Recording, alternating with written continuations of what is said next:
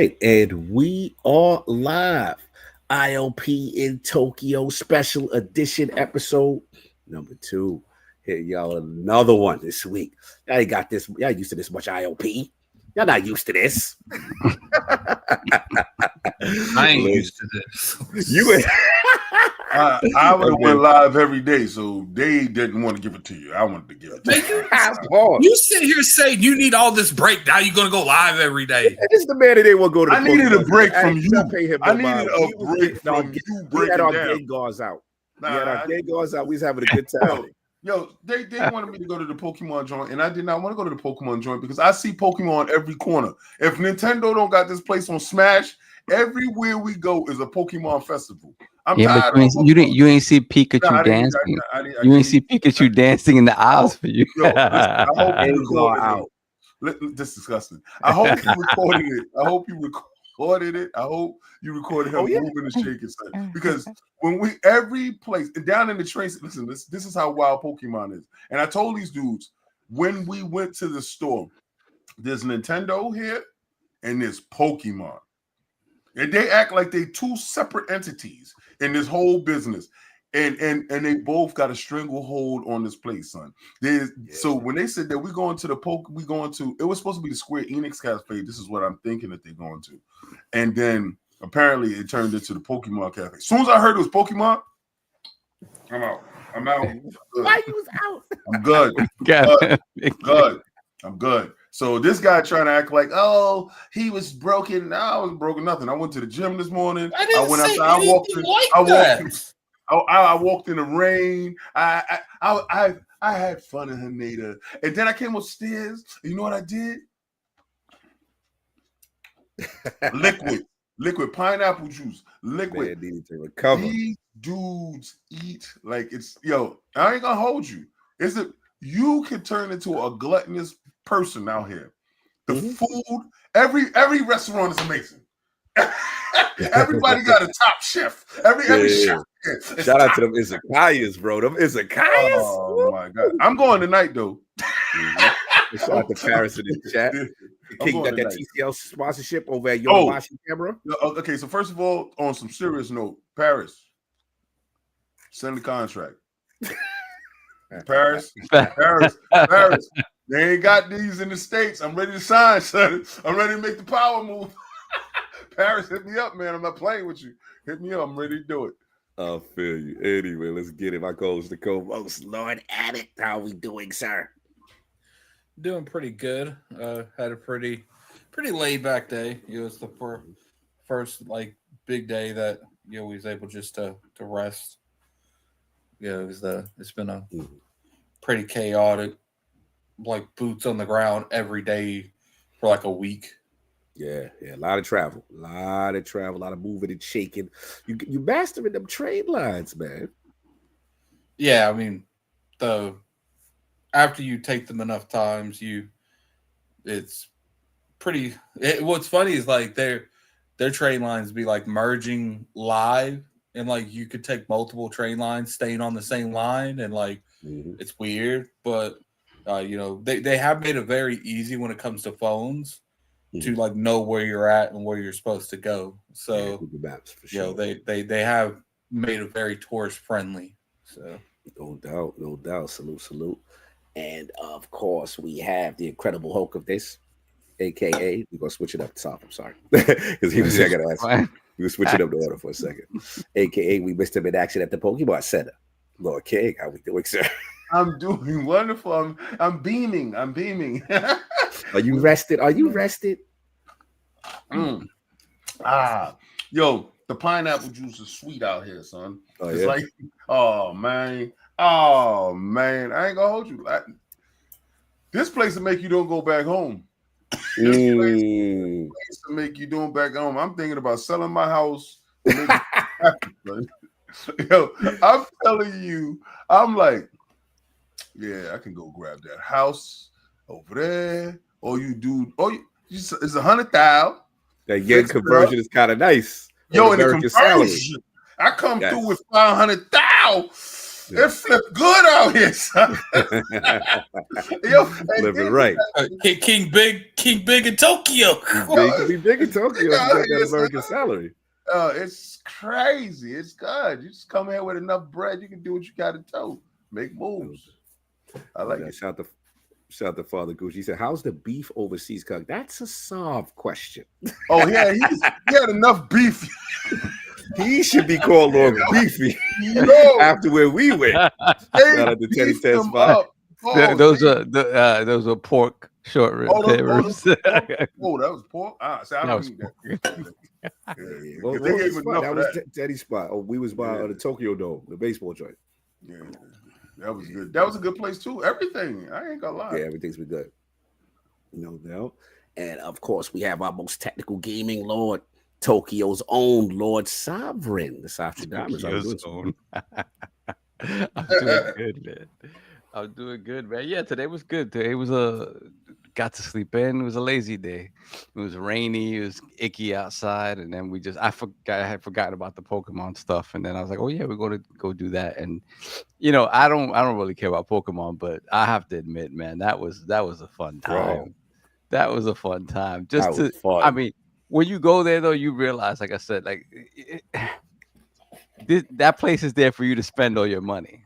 You walk in, and the Pokemon Center's there. You can buy whatever you want. You can buy cards. You can buy plushes. You can buy all kinds of Pokemon stuff. And then you go to the cafe. And the cafe is just, I mean, for kids, I can see how kids could just be like overjoyed and delighted to be there. And it's a cool thing. It was fun. It was fun. I was not expecting to enjoy it like that, but it was very cool. No doubt, no doubt. And of course, you have Tokyo's gaming ninja, the Shinobi, Lord Cognito, in the realm of the ILP. Now tell me what you want to hear, what you need. Yeah, man. I definitely have my Gengar out, so I ain't even gonna hold you. Like when you order, they had the Gengar with the smoothie, right? The purple joint tastes amazing. The food was fantastic. Like I came into this hate, and I was like, I'm just doing this for Addict. I just want to make sure he gets whatever he needs out of this.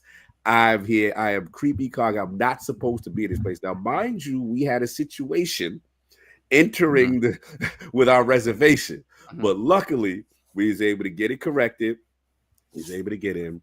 And I'm not going to hold you. The fanfare that Pokemon does for its base, this is a kid. Like if they had Transformers and G.I. Joe Center for us, back in the day, and you go in there and all the food is steamed after Snake Eyes and Storm Shadow. Like it, bro, if they had Optimus Prime burgers and like I would go crazy. Like this is a Pokemon kid's dream. And they do it up to the highest. The food was great. Like I said, the drinks were great. Food was tasty. Show that Gengar again. Yeah, my Gengars out. So we had our Gengars together. We was just doing our thing. You know what I'm saying? Me and Addict had both our Gengars out, man. It was just tough. They were side by side. They were side by side, and they had the big straw. And I was eating rice out of Snorlax's stomach. That was the stomach. Yeah, we had to ship rice out of Snorlax, eating it out of That's the exact reason why I ain't show up. You ain't want to eat the shrimp rice off? Nah, my Gengar was gonna stay where my Gengar was at, and I wasn't eating off of nobody's belly. I'm good. I'm good. Yo, but the best part, King, is they start to make an announcement, and then you just hear clapping, and they tell you can stand up, and we like, yo, stand up, but don't walk in the aisle though. We like, what is happening? There's music. And then what is it? Pikachu? Church. It sounds like the church of Pikachu. I'm good. Yes. The Pikachu comes out with the apron on. I do? Happy. What is it? When you're happy and you know it. Clap your hands. Is the universal kid song. They was doing if you're happy and you know it. They was remixing it. If you're stomping, you know it. Stomp your feet. If you're this and you that. I was like, yo, it was a club and the kids was turned up, and God forbid, and y'all was the only adults. There was a bunch of adults. It was adults. It was adults taking their children, and y'all was there childrenless. There was three. Yo, I was looking at the table. There was childrenless tables. There was a bunch of childrenless tables. A lot of children. Yeah, y'all tables. 4 tables with no kids. So Y'all was in there turning up with the 3-year-olds like, woo. It was like, are you happy and you know it? Yeah, they had the merch. They had the history of all the Pokemon games. Solve went crazy. Solve went absolutely crazy. My wallet's in pain right now. We need to stop taking Solve around Pokemon stuff because then he starts having I get this for my niece, get this for my nephew. Every shop he got to take a suitcase. Yes. I'm already looking. I'm like, I might need a bigger suitcase than I thought I needed. Yeah, it was real. We had fun. It was today, but we figured we give the realm, some things to talk about. There's a lot of topics that have gone on and stuff like that.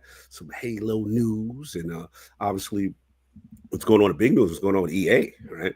And the buyout and stuff like that. So hold on, we got super chat Saul before we get into it. Hold on a second. We got Mofo Trex, $2 super chat. Thumbs up, Glizzy's out. Good morning, Lords. Damn, I don't know why the Glizzy's got to be out when the sun's out. Those things can be mutually exclusive. They don't have to go together. No doubt, man. So, yeah, which we got some stuff to talk about, man. So, I guess we could start with the leaks that's going on as far as Halo. You know what I'm saying? So shout out to the Game Post, and I believe Rebs Gaming was involved in this. Leak reveals new details on Halo Combat Evolve Remake, hybrid Unreal Engine 5 and Blam Engine, sprint mechanic, co-dev studio, and more. So obviously this new leak is talking about all these things that the Halo Combat Evolve Remake was allegedly supposed to use. So get a hybrid engine between Unreal Engine 5 and Blam Tech.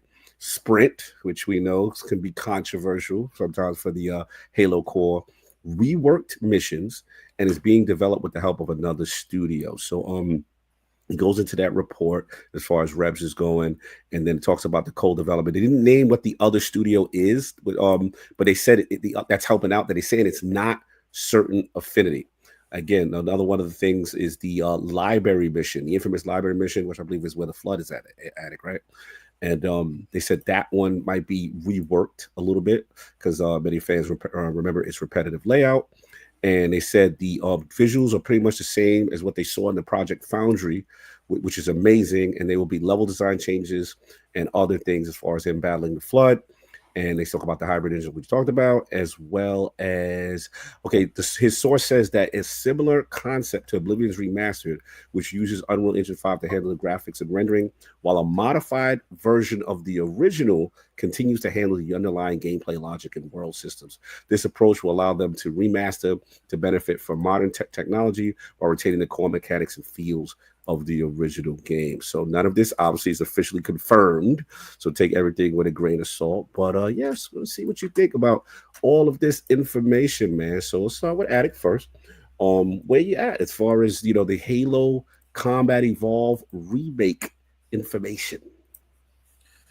When it comes to like this particular thing, I guess like the Halo franchise at this point has been so up and down to me. It's just like I'm not really particularly like mad excited to like play the original again after playing like the re-release and then playing it on the Master Chief Collection and then playing the original one. Like it's just I kind of want to like pick up where we left off with Infinite, and the fact that I don't know where that leads and if that's even a remote possibility that's going to happen. Part of me is just like not necessarily not excited to play because it's Halo. I'm gonna be excited to play it, but I would say like in terms of like hypeness, like this isn't really hitting me like that. Like I don't mind modernizing the Halo franchise. I do know the hardcore Halo fans probably won't touch it because of that. So I hate that because I know that you know, when it comes to like longevity in these games, like staying around for the long term, it's not players like me. It's like the hardcore Halo players that stay around and populate those servers. So we'll see what happens. You know, I do think that if it is something similar that like the Oblivion thing happened, that's a really good way of doing a remake. So you know, we're definitely going to get some kind of quality for them. But you know, as far as like the overall game itself, I would say I'm probably not like mad excited to play it. I'm interested, but as far as like extremely excited, I wouldn't use those terms. No doubt, no doubt. Lord Sovereign, where you at? Halo Combat Evolved Remake. What are we thinking? The engine, talking about sprint mechanics, co-development. How excited and where you at with all this? I mean, I'm excited to see what. You're a little low soft, by the way. I've been telling you that. Just a tad, just a tad. Just a tad, though. Hold on a Yeah, second. man, I don't know if it's your Windows setting. How about now? How about now? A Better, little better. better, Yeah. better. Yeah, yeah. Okay. Yeah. I mean, I think. Look, the sprint mechanic stuff doesn't bother me. I mean, I like the fact that they're modernizing the mechanics, but I will say this: like modernizing the mechanics while doing this hybrid, underlying sort of, hybrid uh, type of engine underneath it is a little bit weird because then again it has the potential to really change how the game feels and make it again not feel like it's not being built from the ground up, right, as a new thing. So it's just a little weird to me that they would like change that is very fundamental mechanic, and then it's not a remake from the ground up. It is this sort of hybrid thing where the old game is sort of running underneath it in the same way kind of that Oblivion is doing it. And so it's I don't know. I don't know how to feel about it, I guess, until I see it running and whatever. But I mean, overall though, giving Master Chief more mobility, they've done it, to make it feel like a more modern game. I'm all for it, but we'll see how it works with this type of sort of approach that they're taking to to remastering or remaking, whatever they want to call it, the game. So that in terms of like they're talking about they're not saying who's the co-developer. It's not Certain Affinity. Okay, so I guess we'll find out in due time what that is. In terms of the level redesign stuff, I think a lot of that stuff can use some reworking. Halo had like backtracking. The library was like the library was and there was a lot of repetition in terms of like how levels looked and stuff like that. So they have the opportunity to make changes there that makes the game feel refreshed and unique. So because I would not want them after all this time, if you're going to bring that game back, it really should be like a really really nice fresh coat of paint. So it would be disappointing if they didn't look at things like that and say, hey, how can we improve this? How can we change it and make it more modern and better? So yeah, I'm excited to see what it looks like. I don't want it to be. I've always been a proponent of you don't have to stick so closely to the art design of what old Halo was. I kind of liked. I liked the art direction of Halo 5 and Halo 4. I liked it. They just felt like different Halo games, but I liked the art direction. And not to say that I didn't like how Halo Infinite looked, but it felt like an old Halo game, and I didn't necessarily need that. So I would be happy with something that looked and felt more modern. So we'll see. Interesting. When they get mad, we say that modern stuff. Yeah, God forbid Halo changes. I like that. Yeah, I agree. It's okay for a franchise to evolve, but at the same time, a lot of people felt like Final Fantasy needed to go or Zelda needed to go where it was, and even though both decisions had some positive effects and negative effects, I still prefer the older versions of both. So I get it. I get it to, be a big fan of a franchise and, not really be okay with the change. No doubt. Before we get to King Saul, we got a super chat. We got a super chat. Hold on. We got Mofo Trex once again. $10 super chat. Why a remake? That universe is so big they could do any story. Arbiter game, horror flood game, first contact game with the Covenant, ODST game, literally anything. Well, I mean, I It's think the Mofo remake. T-Rex. I think this was more about Oh, that's right, getting Mofo used to T-Rex. I using. can't. Yeah, I think this was more about getting used to the engine than anything else. I don't think this Yeah, really had anything to do with making any kind of thing. and also at some point introducing it to a PlayStation audience, a Nintendo audience. You right, you want to do that. You want to kind of same as It's what they did with. 98% disagreeing it's coming to PlayStation, just for the Yeah, record. it will. To Yeah, them you on later. record, sir? It'll come to them later. I just want to make sure if it's coming or not. No, it's coming. I don't know when, but it'll come. But pause. Yeah, especially after we found out that Forza is a is a timed exclusive. So I don't even know if they know what they want to do. With They want to do what I said they was gonna do. That everybody on this show told me that they weren't gonna do. They doing what I said. I'm 98% right. That's why that 98% right all the time is right there. They're doing exactly what I told y'all. No, King, it's gonna be day and date. No, it ain't. But it is what it is. We can only go off of what they were doing. We can go off what King says. I'm sorry, son. You was answering Mofo. Mofo T-Rex. Oh yeah. So yeah, they got it. Yeah, they want to kind of. It's the best place to start from, right? Even though it's not the first game, right? That would be Reach, right? And if you're talking about timeline, right? But yeah, this is the original. They want to make something that everybody can go back to, modernize it. So it makes sense that it would be this. But yeah, I do agree. But let's figure out what Halo is moving forward before we start delving out to side projects. But I do believe, I agree with you completely. There's so much other stuff that could be done. There could be third person action shooters that can be done. We can go back to like a Halo Wars type game. There's so much that can be done. But again, the focus is always going to be Chief. That's just what it is. No doubt, no doubt. The King. We got that Halo Combat Evolved remake news. Where you stand on it? With the changes, Unreal Engine, sprinting. What you feeling? Fix it. Everybody be acting like Bungie was flawless. No, they weren't. They definitely wasn't. And you know what's funny, King? A lot of people say fix it when a lot of the issues that the core Halo community has, Bungie did. They're the ones that implemented sprint. They're the ones that implemented shield locks. Like 343 didn't do that. It was Bungie that did that. They did all of that in Reach. But when people don't like something, they're gonna blame something else. At me personally, I'm in the Capcom thought process when it comes to doing games over, like bringing them to a newer audience. Agree. How they did Resident Evil 2 with the remake. I'm in that audience now.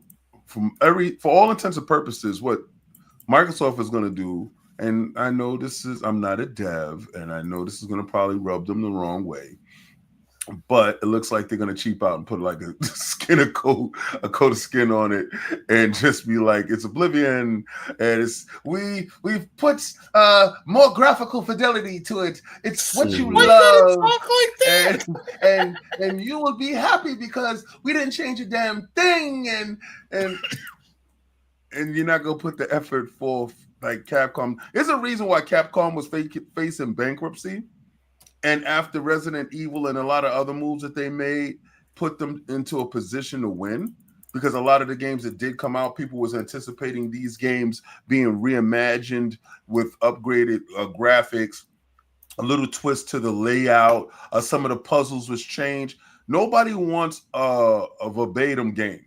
Like, I played this game before. Now it looks a little bit better. They don't. They want a little bit different because you want to cater to the old audience, but you want to bring into the new audience. The new audience doesn't know a damn thing. So we don't care about whatever the PlayStation people feel or the Nintendo people feel. What we do feel is how can we keep our core audience enthused while the new people is going to eat it up regardless. They don't have a basis to say this is wrong or this is right. But your core audience, if you fundamentally break that, you're going to lose your ground level. You're looking at your ground level as you're coming in, Halo people is going to want it. Right. If you give them the same, they can just go back, because we already got the game. We can just go back and play the game. And with HDR and all this high resolution stuff, we pretty much can get to where you're getting to anyway. So what I'm saying is, fundamentally, it has to be from a ground up standpoint. That game has to be made. And I know you're going to say, yeah, King, they're doing it because they're doing it in Unreal Engine 5. But if you're doing Unreal Engine 5 with the same format, the same layout, it's just spitting a verse over a better beat. That's all you're doing. And I don't want that. So technically, when I read it, when I saw the information, I was like, how I felt with Oblivion. Oblivion looked nice, but I played it before. I've done this before. The same tricks that I did in 86 is the same tricks I could do today. The same way I can get infinite cash is the same way I can get infinite cash now. You have to show innovation in the same space while staying true. That's hard to do, but it takes effort. And I think right now, Microsoft and Xbox is in a position where they're going to bring back a lot of older games, throw on a new coat of paint on it, and just call it a day, saying that they checking boxes. I did it. It's play anywhere. It's back a pat in your library, all types of box checking instead of checking the box of innovation. And I don't think that innovation box is going to be checked off with a lot of these stuff that's coming back. And technically, by reading this, we don't even know who the second party that's helping them put it together is. It could be Studio Jishwash, and they're known for doing just sticking to the rules, sticking to the plan. And like Addict said, this is just a test bed for this engine. It's a hybrid engine with the Blam engine, with the Unreal, to see if it actually can coexist. And this studio, they need a surefire hit. That's the problem that following 343 has put them in. I agree. I think that coming from Bungie, people were upset that Bungie left. And then you got 343, who never really got a shot. Now that's defunct. Now there's Halo Studio, where all you did was switch the name and just switch the building around and put different people in place to try to cover it up. They have to win. So I think they're going to play it safe out of that level of fear. And that sucks, because the studio is supposed to be able to go out, make the greatest product that they can make based off of what their talents are, and not fear of what was left before them. So I think the stink of 343 will permeate this. I think they're going to play it safe. I think at the end of the day, that no one's going to be satisfied. Everybody, it's going to be certain segments of the population that's going to be satisfied. PlayStation dudes is going to absolutely love it. The Nintendo people is going to absolutely love it. But I think the people that you want to actually keep in place is going to be mixed. I think it's going to come in at a 77. I think it's going to be mixed.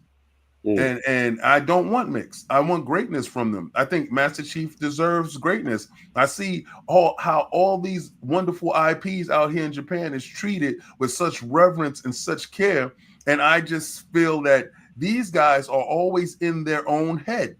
And being in their own head. This game? I'm confused. I want the game, but I don't. I want the game, but I want the game done right. I want the game, but I don't. After reading what they said, and if you can read between the lines, they're playing it safe.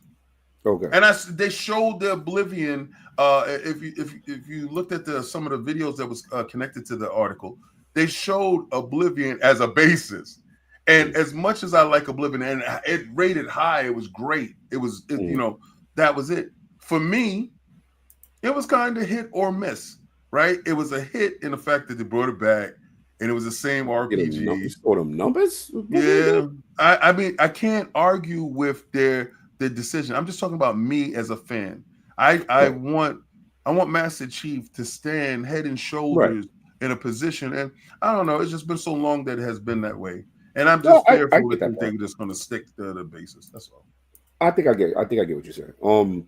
Yeah, jump in. I think for me, when an announcement was made that this potentially would be the thing that they're going to remake, I was like, I'm not interested in that. I'll be honest. Like, I wasn't interested in Combat Evolve, run it back again. You know what I'm saying? Like, that wasn't for me. So I was like, okay, this is Gears Reloaded to get you to a new audience, to get them excited. This is really not to get me excited because I've played this game already, the first game I already played.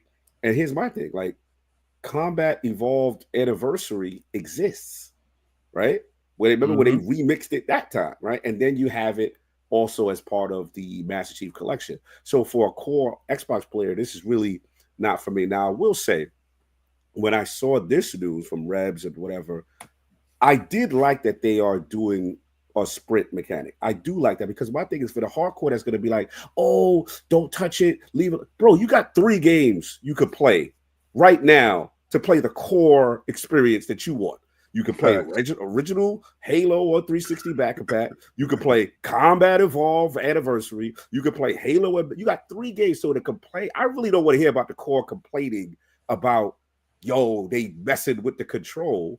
Because if you don't like it, just don't play that joint. That's just me. I'm being a little selfish with that one. So there's a part of me that I do feel like that's like equivalent though of like Dawn saying, if you don't like the Xbox One, play the 360. Like, but bro, this game been remixed 3 times already. How many times you gonna keep remaking the first joint and then get mad that they remaking it again and it's not the same again? But my thing is the core Halo community is going to look at this like they want less of this, not because if they put it in this one, clearly it's going to be put in the next one because they want to see going away from the sprinting, not going more towards it. And here's the sad they need reality. Innovation, bro. That's what I'm saying. Here's my sad reality for my Halo brothers. Like, y'all just not it like that in this climate. Like, I'm sorry, I hate to tell you this. Y'all are not it. Halo is not moving the needle like it used to move. Now, we could say that's because of the fumbles of 343, fine. We could say because Halo's, I get that. But we have to admit, even though I love Halo Infinite and we all feel Halo Infinite was dope, it was just didn't have the pipeline and the infrastructure for a long-term success. It had nothing to do with the game itself. The game we played, the Lords played that game. The game we was like, yo, this game I loved it. I'm mad at Phil though. I'm mad at Phil though on that one because they said there was going to be episodic content. I'm still sitting here waiting for my episodic content. And I'm with you, King, in the standpoint of an addict, from a standpoint of we want the continuation of that infinite story and to keep going, and we don't really want to go back right now. We want to take this universe other places. I believe both Trex put the super chat right. Like, where's the new stories? Where's Locke? Like this so Atriox. Yeah, sorry. Yeah, I messed it up too. But it's it's just one of the things where it's just like I get it, but it's just like, bro, like they've got to do something. This is how I look at what they do. How they make Atriox and leave him there after he beat my man up and throw him out the airlock. That right. First of all, this is like it is the equivalent of the Hulk versus Thanos. You got to run that fade, son, and you're not letting him run that fade. I'm mad with these people. No, I'm with you. That is one of the, like, when Addict put me on the Halo Wars 2, I was like, oh, they've got their Thanos. They've got their dope villain. And Master Chief finally, for the first time, there's a vulnerability, son. I'm holding you, like what you doing? You know what I'm saying? Like, he showed me the Halo, the War Cinema, where he was. I've never seen Spartans get abused like that. So I'm like, oh, okay. This is what I'm talking about. In the Halo Wars 2 thing, where he hits the one of the Spartans' helmets off, and then he picks up the helmet and he looks at it. He's like, "Just what I thought, just a man," and breaks the shit in his head. Yes, that was fire. I was like, yes. And the way Infinite started off, I'm like, yes. And to King's point, it's like, we going to not go back to this story, and like, you bugging. So that part, that's my major frustration. Just continue this story and all these pieces that's going on. So the way I look at it, this is the let's get the easy, almost like a song. Remember when Mass Effect, they coming out with 4. So it's like, yo, let's just do the trilogy. We can't.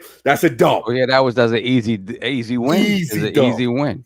That's what Master Chief Collection was supposed to be. Took them a while to get there. It turned out to be something far different. Yeah, before things went where it went. So no, I'm with you. So I think that's what it is. Get the confidence up in the studio with a new engine. Because in their defense, we have to admit, what was it? Slip space, slip speed. I always forget. Yeah, slip space. Clearly with the contractor situation, being able to update, that was really the crux of the issues why we couldn't get stuff on time. But we got the whack, flamey battle pass ending. End of the battle pass was just a whack flame on your head.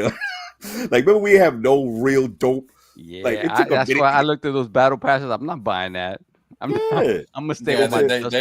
I will honestly say that Halo Infinite had some of the worst swag that you can buy, not earn, buy, that I've ever seen. That launch swag or that battle pass was whack. It took a minute. It took months before we got samurai suits and dope armor. They hooked us with that samurai suit. That's all they showed us, really. That's like the best thing that I saw they ever showed was that samurai suit. Yeah.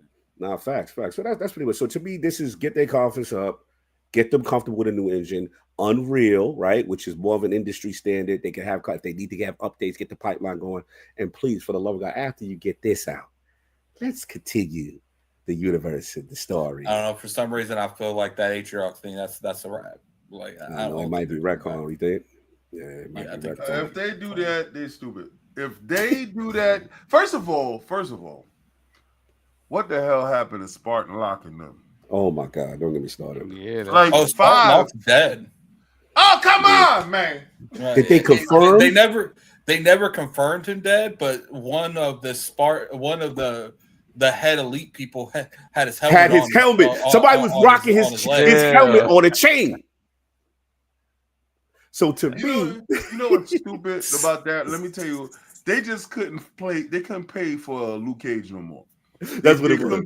They just like, yo, we got to get Luke Cage. He costs too much. When they put a real person that's in the streets out there, so I was like, oh, at Microsoft spending that bread. That's when they had the studio. Remember when they had the movie studio? So we thinking they're gonna take it to the next level. Remember we used to log into the app Halo. Yes, the app, you used to watch the episodes before Halo 5 with Locke. Remember?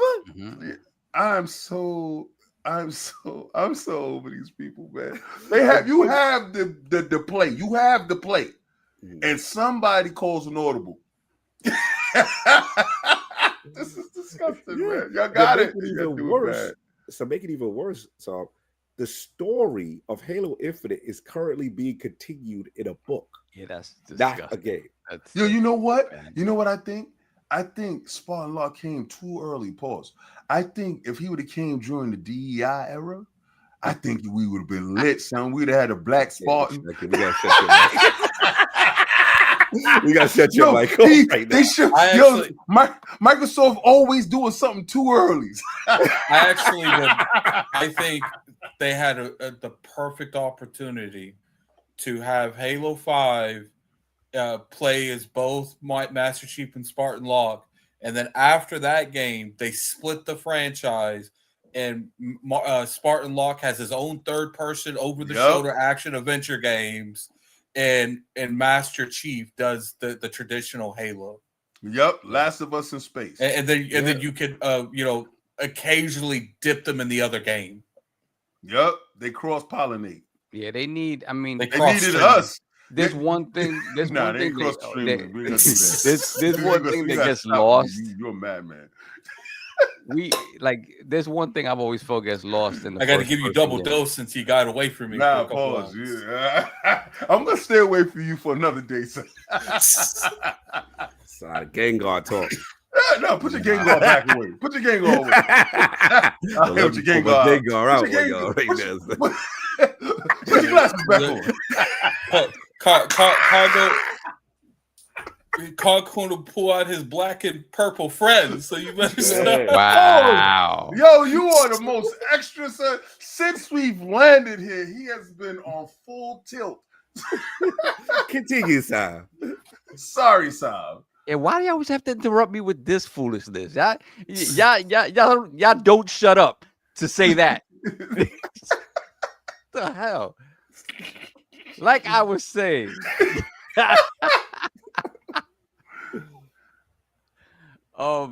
Yeah, third person.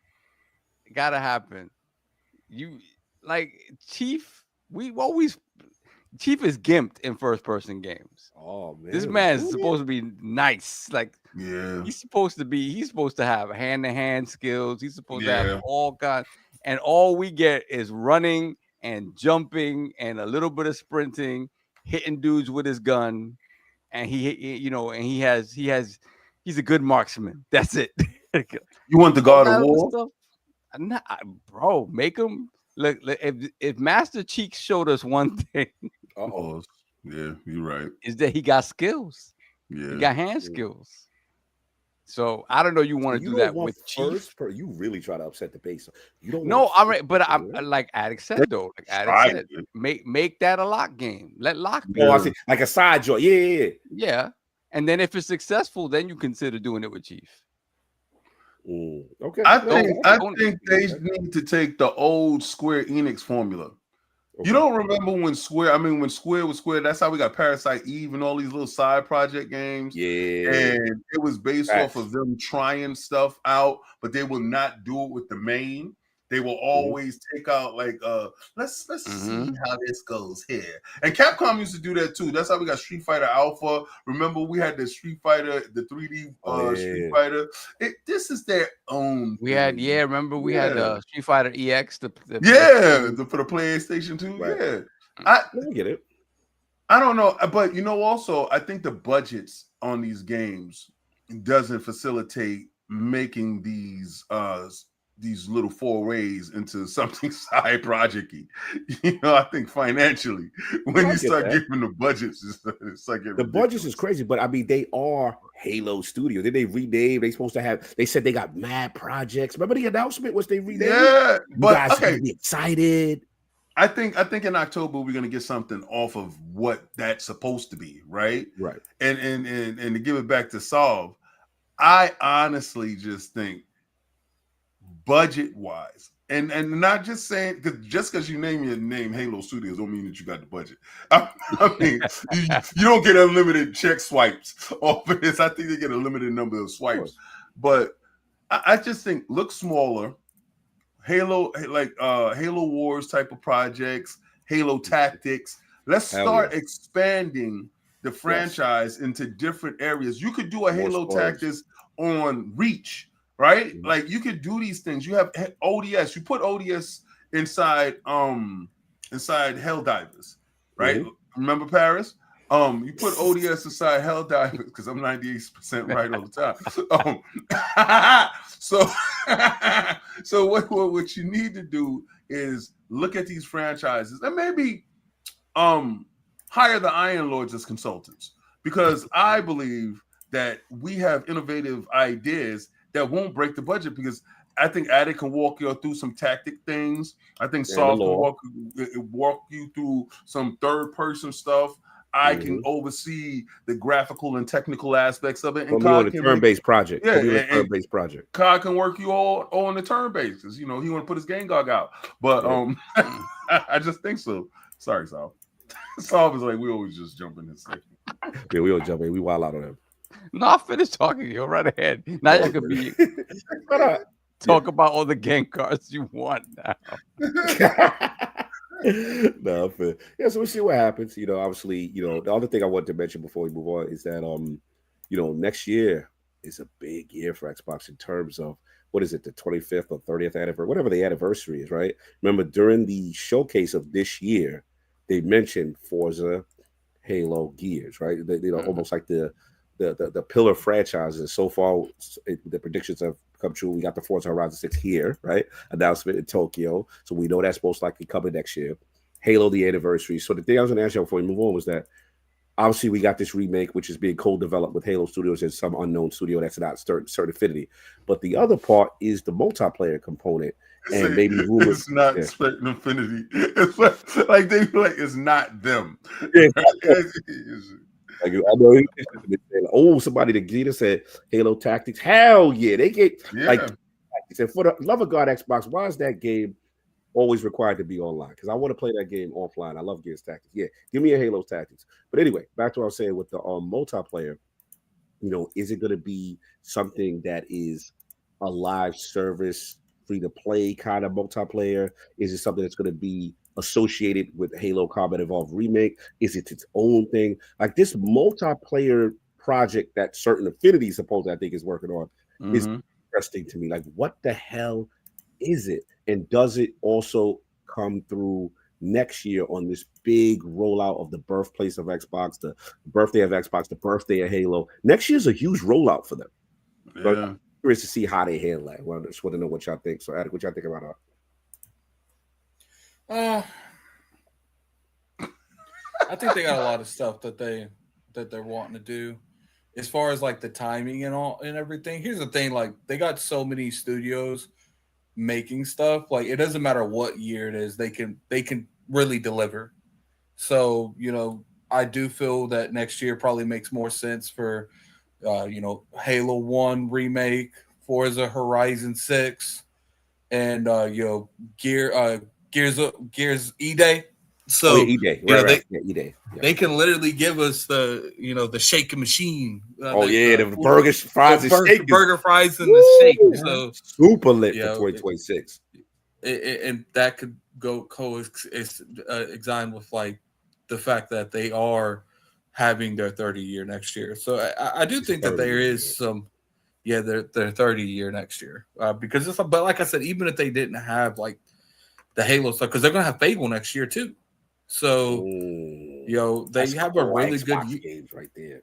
But see, a lot of those games ain't day and day either on other places. We got all right. Since we doing that, and you've been right so far with the Forza 6 shocked us, so we got Attic. We got to give him his flowers.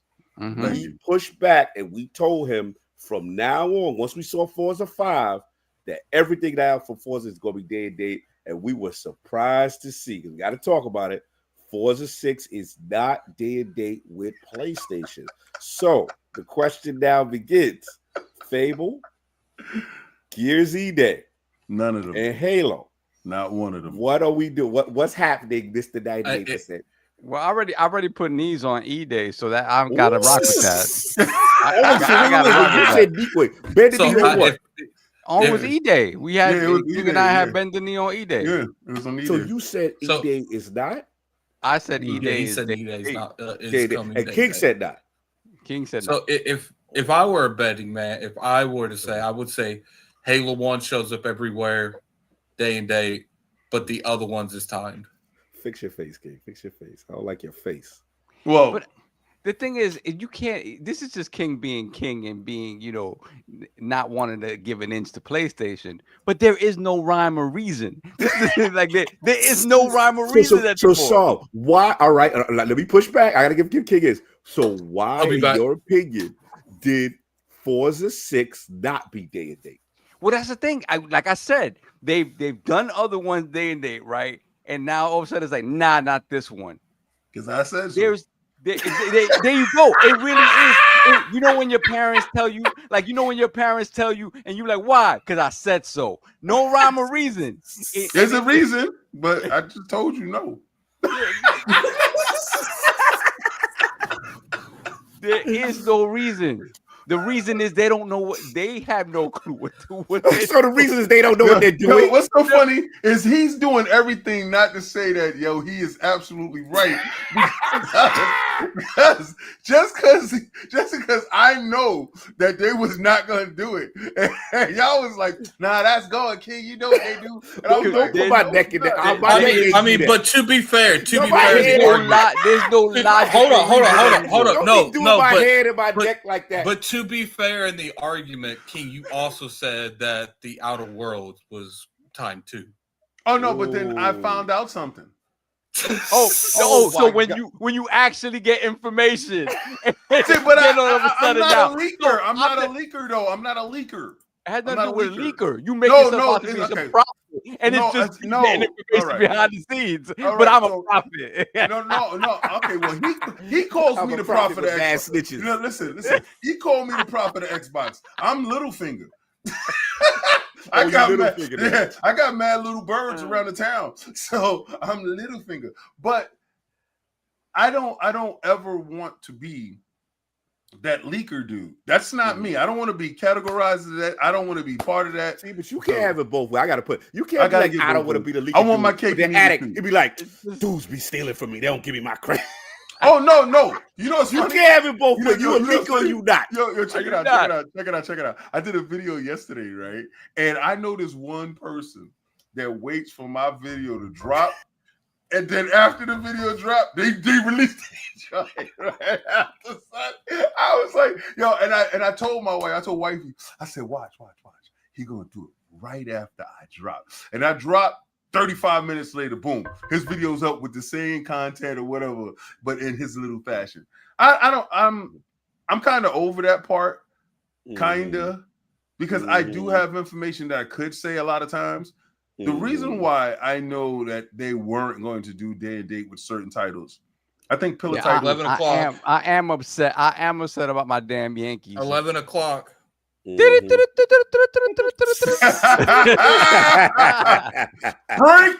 news! You tuned into Iron Lords podcast, and we're about to drop a bombshell. Let's see if you can follow this, fools.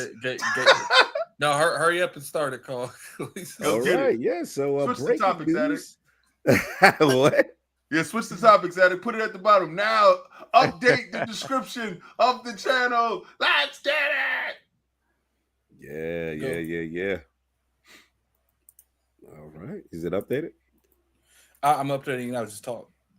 Okay, so yeah, breaking news. New Game Pass structures are happening, y'all. Game Pass is changing right between our eyes, right before our eyes, and we got some documents. I'm just going to pull it up right now, reference to Xbox, and obviously the new price changes, as well as all the new things that are happening in the world of Game Pass. So yeah, it looks like Game Pass is going to be launching, and they're going to be changing. It's going to be 3 tiers now. The cheese is going to be changing. So it's going to be Essential, Premium, and Ultimate, right? So basically what's happening is, and again, we want to shout out, Xbox. This is going to be something that they're going to get a hold of and get in front of.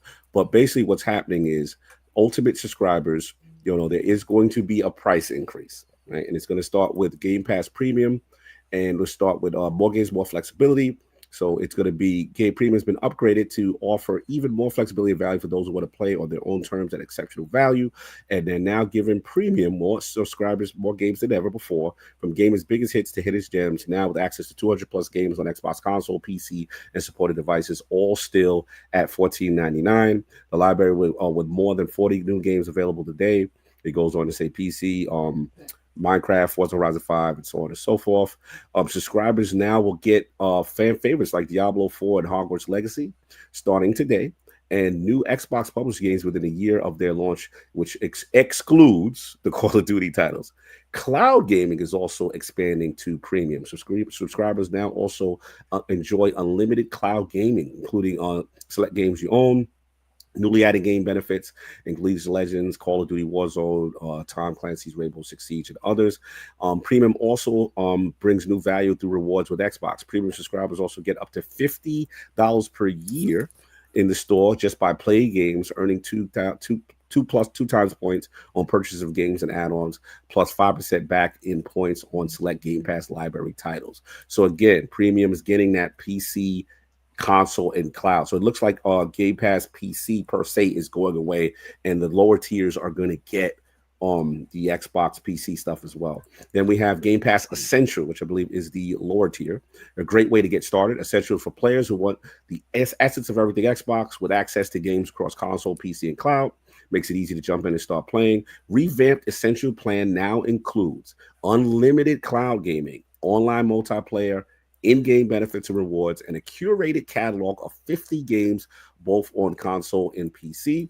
The Essential library is also now fully playable on PC. That's big, because that never happened on the base tier. So featuring standout titles like Hades, City Skylines, Remastered, Stardew Valley, Warhammer, and etc. You also get unlimited cloud gaming, allow you to play games, select games which you own, including select games that you own, on the devices you choose. Subscribers also get in-game benefits to the biggest games like League of Legends, Call of Duty, Warzone, and Overwatch 2. Also, the reward program, Essential members can earn up to $25, 25K points globally, just in the store just by playing. They also get 2 times points on purchases for games and add-ons. And then let's get to the big one, which was actually Ultimate, which I think kind of glanced over a little bit faster. Yeah, there we go. So Ultimate has been upgraded for players who want everything, right? And they're rolling out the most expansive upgrade yet, including more day one games than before. Now, here's the new additions to Ultimate. Now, mind you, Ultimate is going up in price to $30, $29.99. So that's the key thing here. Now, what they're saying is coming with this is going to be, which I believe is a 50% increase. Fortnite Crew. What's Fortnite Crew, King? Is that like a subscription service? Yeah. That's dope. I'll get to that. Okay. So Fortnite Crew is a subscription, and then Ubisoft Plus Classics is being added into Game Pass Ultimate for the first time ever. Upgrades to that cloud streaming quality. I just missed this. The cloud streaming quality. Hopefully that's 4K. And you can get down with what you call it? What's those guys solve? Was it GeForce? Yeah, it does. GeForce now. Hopefully that's they didn't specify what the streaming quality is, but that's a big deal for. Yeah, sorry. I guess base for Ultimate is going to be 1440p now, so it's going to be improved. Okay, not GeForce. It's not GeForce now, but yeah. Okay, that's GeForce, but it'll be improved. And at least Ultimate has the option to upgrade. And it's not a separate charge if you're already in Game Pass. So I want to make it clear because people are confused. We were told about this ahead of time. Right. So that's like people are like, we're giving you info that we were given. Correct. Yeah, so pretty much, that was that. And then Ultimate subscribers now get access to over 75 day one releases a year, include some of the most anticipated games like Call of Duty Black Ops 7, High Life, Ninja Gaiden 4, Outer Worlds 2, the growing library of more than 400 games playable on consoles. And then, so starting for the Fortnite Crew is starting November 18th, Fortnite Crew, and which is by itself a $12 a month value, will be included with Ultimate with access to the Fortnite Battle Pass, 1,000 V-Bucks each month. Oh, wow, I didn't see this. And more. This is just the beginning of Xbox and Epic working together towards an open gaming ecosystem where friends can play together and create together anywhere across devices. Now, as far as Ubisoft Classics by itself, they're saying it's a $16 a month value, which also joins Ultimate, offering access to curated selection of Ubisoft games on console, PC, and cloud, which is Ghost Recon Breakpoint, Prince of Persia, The Lost Crown, Assassin's Creed, and Black Flag. And they said cloud gaming is also getting a major boost. Ultimate subscribers exclusively enjoy our best quality streaming and shortest wait times, so it's easier ever to jump into your favorite games. Xbox Cloud Gaming has also officially exited beta, so no longer part of beta, y'all. As part of their commitment to make gameplay smoother and more responsive, we'll keep expanding the stream your own game collection for all subscribers. Keep an eye out for Xbox.com Play for the list of cloud playable games. And then they get the most rewards. So Ultimate subscribers can now earn up to $100 per year, which is 100K points globally in the store just by playing games. That's that thing when you keep playing, by the end of the month, you can earn enough money to get another game. With our upgraded rewards program, players get up to 30% back on select Game Pass titles, 30% value on select Game Pass title, and 4 times points on purchases of games and add-ons, 10% back on points on select Game Pass library titles and add-ons, and up to 20% off select Game Pass games. So yeah, 3 new tiers, a lot of information, breaking hot off the presses. So let's get it, and a healthy price increase on Ultimate. Let's be clear. So, Addict, man, let's start with you. But all the information now that this news is almost out there, it is out there now. Should be out there. Check refreshing. But let me know what are your thoughts on this information. I think that most of that's okay, but my thing is like the 50% increase. You go from 20 to 30, like that. That is a really hard sell. Like, I think that might be one of the highest subscriptions, like in any entertainment district. Like, what's other things that's like $30 and higher? That's a lot. I'm trying to think as far as gaming subscriptions or What's Netflix? Like even bundled TV subscriptions don't normally go that high. There are a couple that do, but even bundled ones are like $25, $30. So yeah, you talking about like ESPN, all that stuff, all roll up into one. It don't even come to GamePass Ultimate. Yeah, so it's gonna be a tough sell, and then on top of raising the prices of the consoles, on top of all that, it's like especially the only thing that I really like is like the base versions get access to PC Game Pass, but that's not saying that like just because you have like the base thing, you have access to the games that they give you through PC, but you won't have access to like games that's on like first party. Like you have to have Ultimate to get access to games day and date. If you have the other ones, you have access, huh? That's what I told you. There's levels to this. Yeah. So if you have the first one, the Essential, whatever it's called, you have access to the games that they put in their PC Essentials, and you have access to the games that they put in their Premium Essentials. But in order to get everything you possibly can off of this service, you have to have that $30 version. So, I'm kind of curious on how many people cancel, because $30 is getting to the point where it's like, especially if you pay for like TV services and stuff, there are going to be some people that I'm curious at like what the cancel rate is for something like this. So, you raise it from 20 to 30. I do think there are going to be people that are just canceled just because they can't afford that. Like that's a lot. Like that's a lot just to even subscribe for one game and unsubscribe. Like so it's just like I'm kind of curious. I'm kind of curious exactly what the ramifications are for this. I don't, are there going to be like a 10% decline, or do people feel that the service is still worth it? I do feel that this year you can make an argument every game of the year contender just about that's been coming out this year is all been in Game Pass. So there's to that perspective where it's like, are they raising it so they can put more of that stuff? They can get more money into the Game Pass stuff, so they can actually get the next year's Expedition 33 and next year's Hollow Knight. If it's something like that, and they want more of a back end funding to put more money into the Game Pass subscription service and the Xbox ecosystem in general, I'm more okay with the increase thing. But most of the time when it comes to stuff like this, you don't know where that money's going. Is it going back in the service to give you better games next year to play in the service, or is it going into shareholder pockets? Is a lot of things that goes down to it. And price increases, it's never fun for anyone. And especially a $10 a month price increase. I do think that if they really wanted to, help with the perception of stuff like this, I just, if you buy a year up front, you get like 20% off of the overall price. You pay like $100 to get out the door or something like that, or $200 because now we're up to $30 a month. So what 30 times 12, what $360? Like that, it's a jump.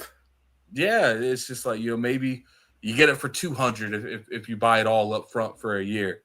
I don't know, man. I do think that we are getting to the point where you're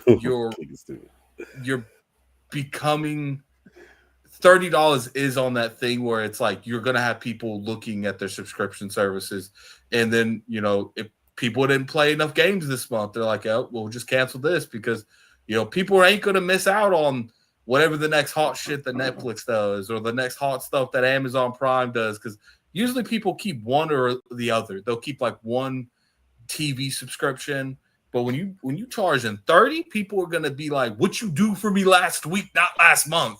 Like so, it's like. What about the people that's grandfathered?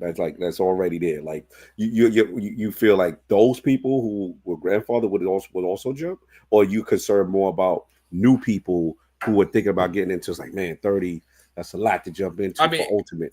Did they say anything that I gave you. I put the link. The link in there now. Y'all got it. It's up. Does it say that you can be your grandfather then? Well, that's the thing. I don't think anybody's grandfathered in permanent. You no, this is just a new price until what you have is until runs what out. you have runs out.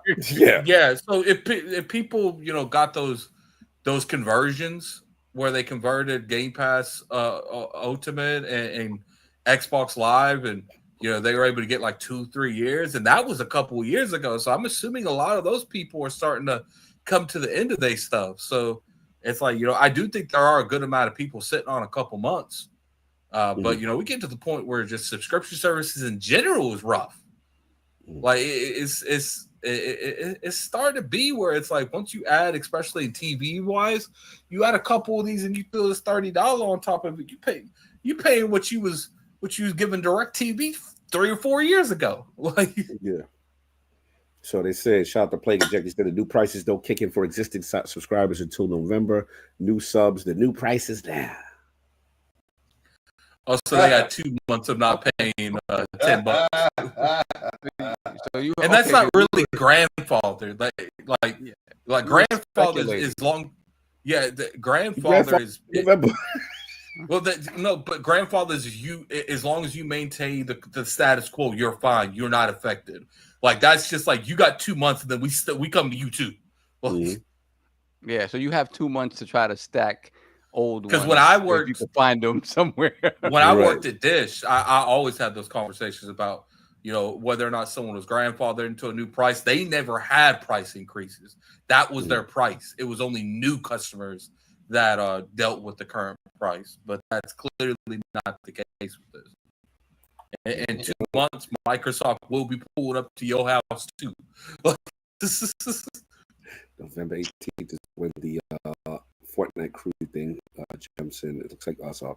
But anyway, so let me get you in. Unless I I'm good. Off.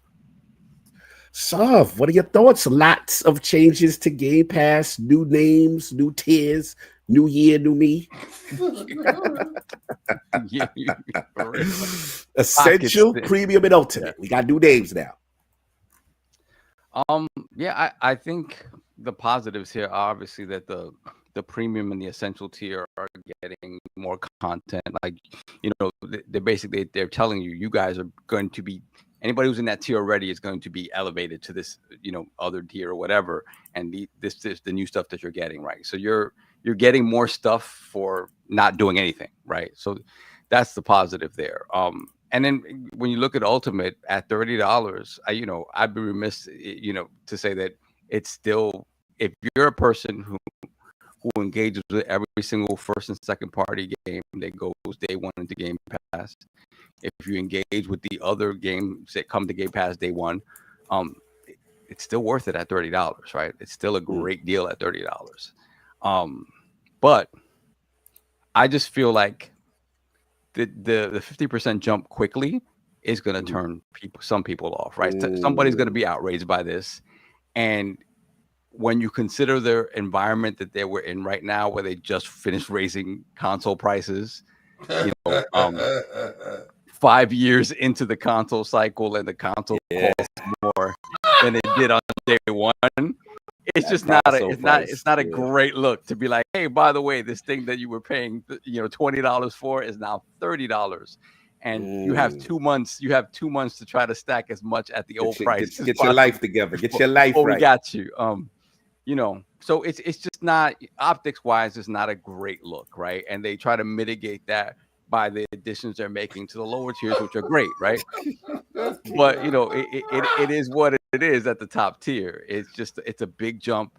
I've always said, like, we were talking about this earlier off camera, where it's like, well, when Game Pass first started, it was pretty low, right? I don't think it was even at $10. It was like $7.99. Then it went like to $10. And then when they made the jump to $15, I said, you know what? They can get away with $20. Why they get away with $20? At this point, they're starting to really give the value. The games, the first party games, are starting to make it into the service, and it was like they can get away with $20. Nobody's going to complain. And then, and that would have been years ago. At this point, they could have gotten away with $20, and then they could have slowly but surely worked their way up to this $30, where it doesn't feel like a wham slap you in the face with $30.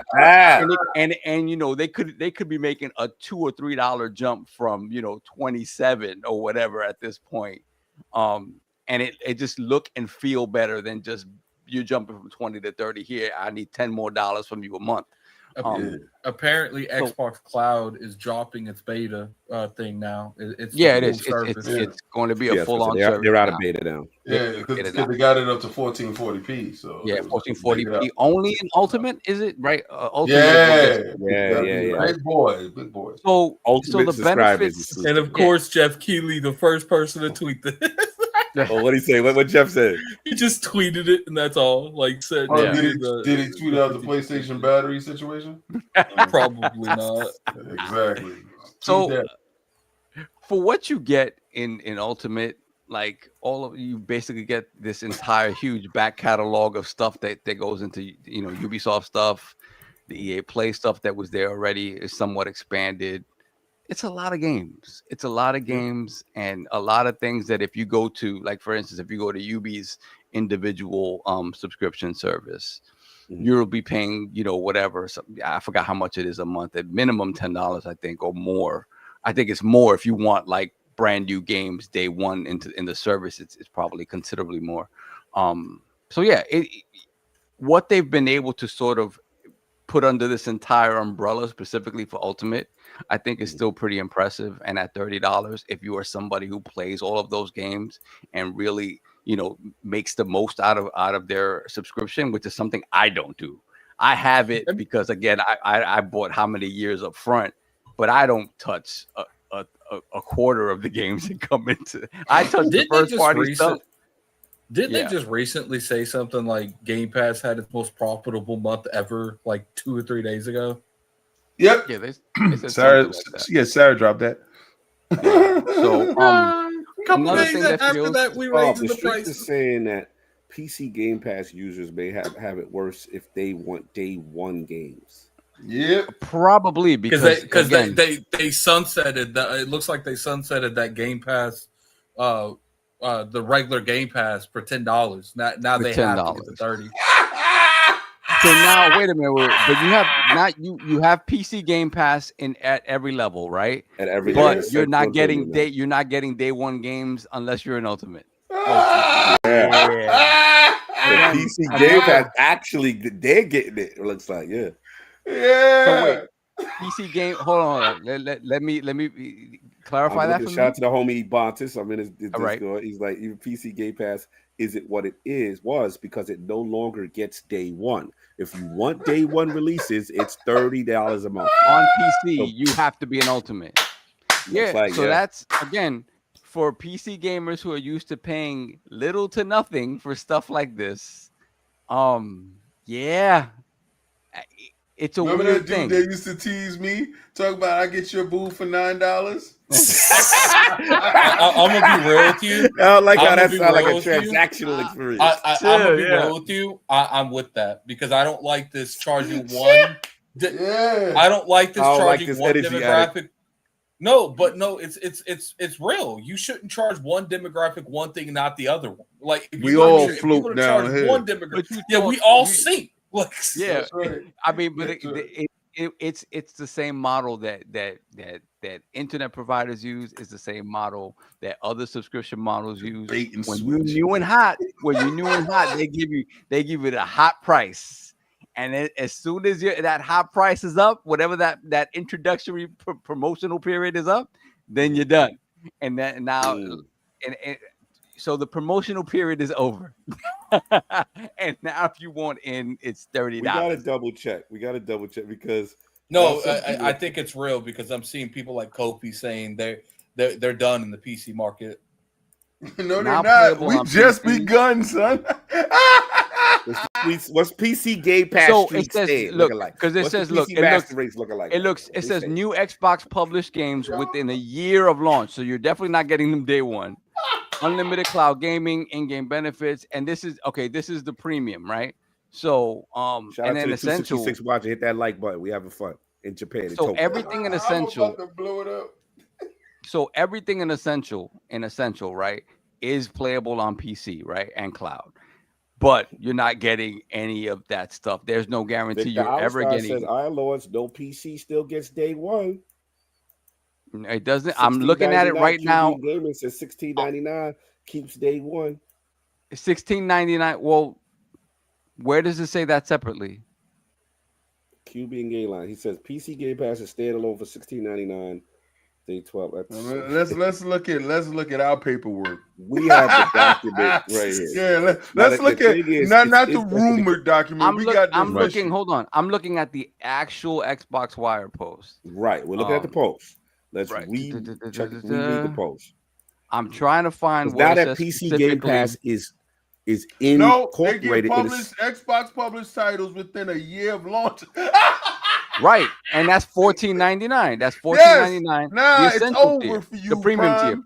tier. It's over, Prime. The question is PC Game Pass on its separately. Own. I don't see anything about PC Game Pass separately. They removed that tab. That's PC. Either you get out or you lay down. I agree, because the way I'm looking at it, right? Essential, Premium, and Ultimate. There is no longer a PC Game Pass tier none of that listed here.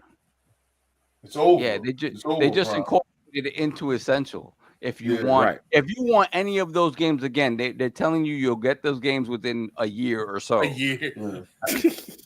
Yo, we're gonna holler back at you. Yo, come November, it's up for you, son. It's up. I don't see anything specific about PC Game Pass on its own. Yeah, none of that. Got him.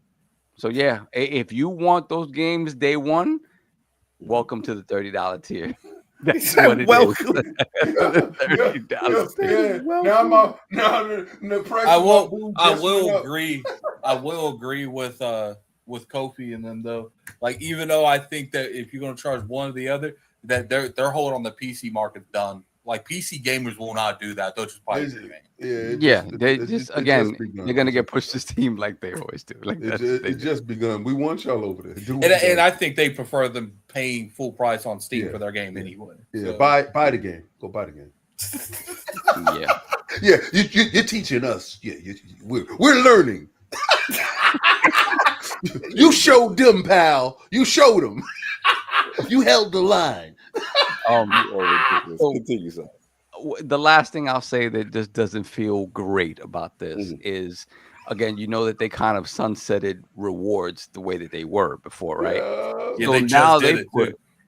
So now rewards are back, but they're putting a limit on what you can earn and on every tier, right? So it's like, if you're at Essential, you only the max you can earn based on purchases or whatever other things, whatever sort of little things that they want you to do within that tier is $25 back that you can use. So that's Essential. In Premium, it's $50, and at Ultimate, it's only $100. Mind you, any purchases that I've made over the years, right, in Microsoft points has garnered me much more than $100 within any given period. Like it's in a month, I could do more than that, right? So they kind of nixed that completely, and I get it. You want people to purchase, right? But at the end of the day, that money's never leaving your ecosystem anyway, right? It's points that it's just going right back in, and the money never leaves. So I don't know. That feels a little icky. Just let people they're gonna want them. Basically, you want them to be able to stack. Stop me, Solve. They had to stop me, Solve. I ain't gonna hold you, son. I had to hustle, son. They had to stop me. And I was letting everybody know the hustle too. I know they watched. I have bought when I was still buying games for a console, right? And before we had a whole bunch of this Play Anywhere stuff, right? Bro, I like an entire year's worth of games I would purchase with points. Like, I had that much stuff. And for doing menial little tasks within the Xbox ecosystem or other purchases and stuff like that. And it just feels like they're limiting that. I get it, but at the same time, it doesn't look or feel great. But this is what it is. They're going to continue to consolidate this. I think in their minds also, they're seeing this. They're continuing. The logic is, this is for $30, they don't see it as a big investment for people because they're jumping into the ecosystem, which is now not only tied to a console. They're saying, hey, for $30, you're going to have access to all these games and you can play it on everything that's an Xbox. And guess what? Everything's an Xbox. So, and it's like, and in a month, we're going to add another piece of hardware that is an Xbox in their vernacular. So for them, it's like, hey, this is the cost of entry to this ecosystem, which allows you a vast amount of platforms to access this content on. That's the way they're seeing it. That's the way they're trying to formulate it. Whether that works with the public, we'll see. We'll see if numbers drop. But at the end of the day, I think Attic mentioned it also. It's just like, for me, unless I'm paying keen attention to this stuff, my stuff will just keep going. It'll get re-upped, right? They have my card information. So when it runs out, it just get re-upped. And it's like, oh, I have another year. Oh, okay. Yeah. Man. And did they announce pricing if you buy a year at a time? No. Nothing specific about pricing. It's funny because somebody in the chat speculated, what if they stop that and they force you to pay monthly? all these dudes do that. All these dudes do that. I remember it was a point in time where they limited you. I think it was PlayStation limited you on how many months you was able to get or something like that. You was only able to get like 3 months or something like that. I think right now you can't buy more. All right, so shout out to Diago Pedro. Just want we got some additional clarity from The Verge, and let me send y'all the link so y'all can see it right now. But I just want to just put it in our chat right now. So boom, check that out. So regarding PC Game Pass, this is the clarity here that we got to get. That I'm not seeing it in their actual article. In their actual, right. But The Verge has it. So PC Game Pass price changes and more. Microsoft is increasing the price of its PC Game Pass subscription today, moving from $11.99 a month to $16.49 monthly. A nearly 40% increase. Microsoft isn't trying to justify this increase with any new added extras for PC players, though. Get him! The only change happening for PC Game Pass subscribers is that they won't be getting Ubisoft Plus Classics, but they'll be getting about 50 additional Ubisoft titles across PC Game Pass. Blackwell says. Who's Blackwell? Who's the? I'm trying to think who this person is from the article that he's quoting. I just want to be clear. Dustin Blackwell, which is the director of gaming and platform communications at Microsoft. So this is sourcing from this gentleman here. So PC games being added to both Game Pass Essential and Premium. It gets the feeling that Microsoft may eventually rethink its dedicated subscription for PC gamers to try and tempt subscribers over to its Essential, Premium, or Ultimate tiers instead. So they are getting the monthly. They have to. Their price increases going from $12 to basically about $16. It's weird that they wouldn't put that in the. It's interesting they didn't put that in their official.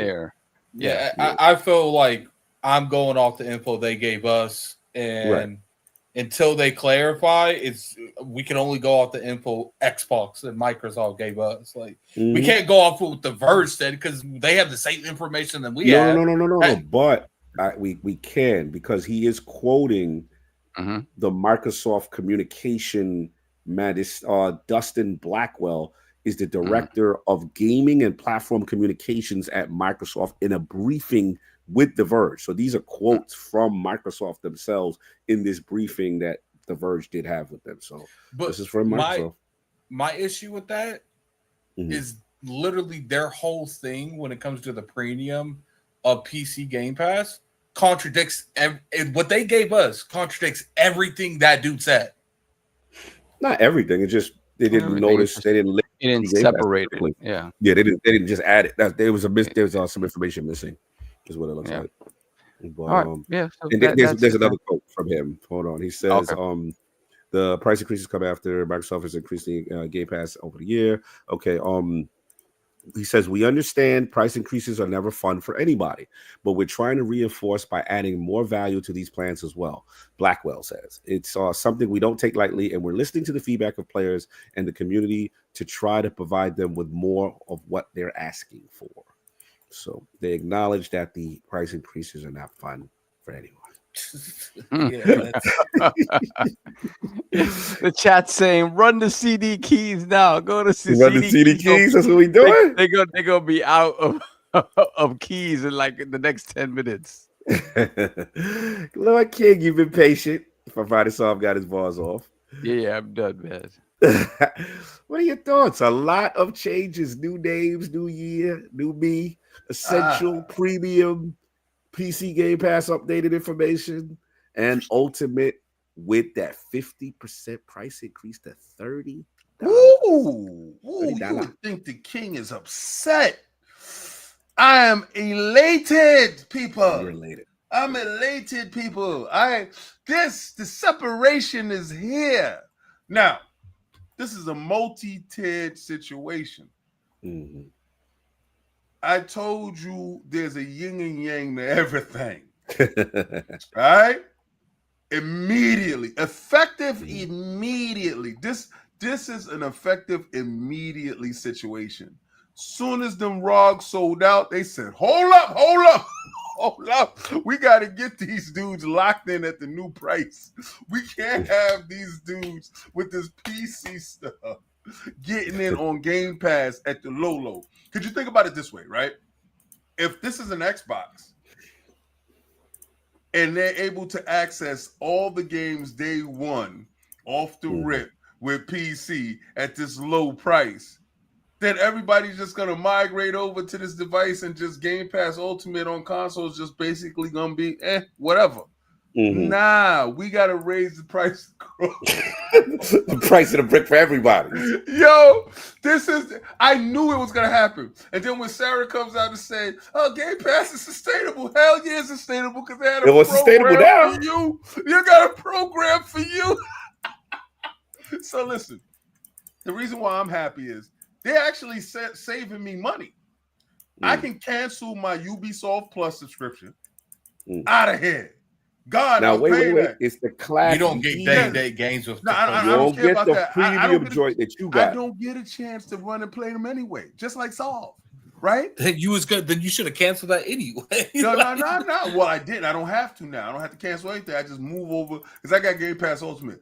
But this is where they save me money at. Again, before he jumped in and just cared about what my plus was about.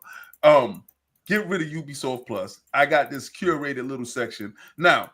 PlayStation Essentials or PlayStation Premium, whatever, they got their Ubisoft thing over there.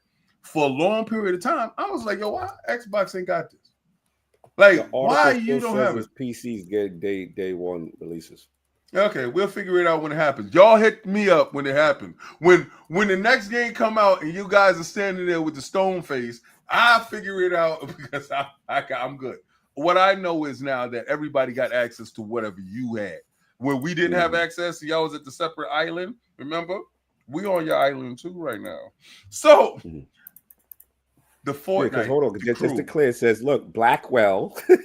The only change happening for PC Game Pass subscribers is that they're getting the price increase from $11.99 to $16.49. The only change is that happening for PC Game Pass is that they won't be getting Ubisoft Plus Classics. They'll be getting about 50 additional Ubisoft titles, but Blackwell says it will continue to get day one titles. So Blackwell did confirm that. All right, Blackwell. We'll figure it out when it happens. Shout out to Blackwell. He's outside. Now, mind you, in defense of us, I gotta respect what Attic said. That's not what was included in the wire post. Blackwell had to say this stuff after. I don't know who Blackwell is, but we're gonna figure out who Blackwell is. All right. So the Fortnite crew, I was paying $12 a month. I don't pay that anymore. I get $2. So actually, I get $2. I save $2. All these little bits and bytes that I was paying for, the EA Play. Now it kind of concerned me with the buyout that EA got right now going on. Right. It kind of concerned me because I was like, the EA Play joint, are we still down? Are we still friends? Apparently, Microsoft and Xbox is shoring up all their partners. Now, I did laugh at the rewards program. They had to shut me down, son. I was getting Game Pass free every month for the rest of my life. So the way I play games, and I show Solve, I be playing these little bootleg games just on my phone, just to rack up these points and cash them in. And I was living large, son. I was living large on the hog. I ain't gonna hold you. Every month, Game Pass, and I told everybody about it. I guess it exploded to the point where they was like, we must put a stop to these dudes. And y'all definitely effective immediately put a stop to us. And we all right, we feel that. And it's cool.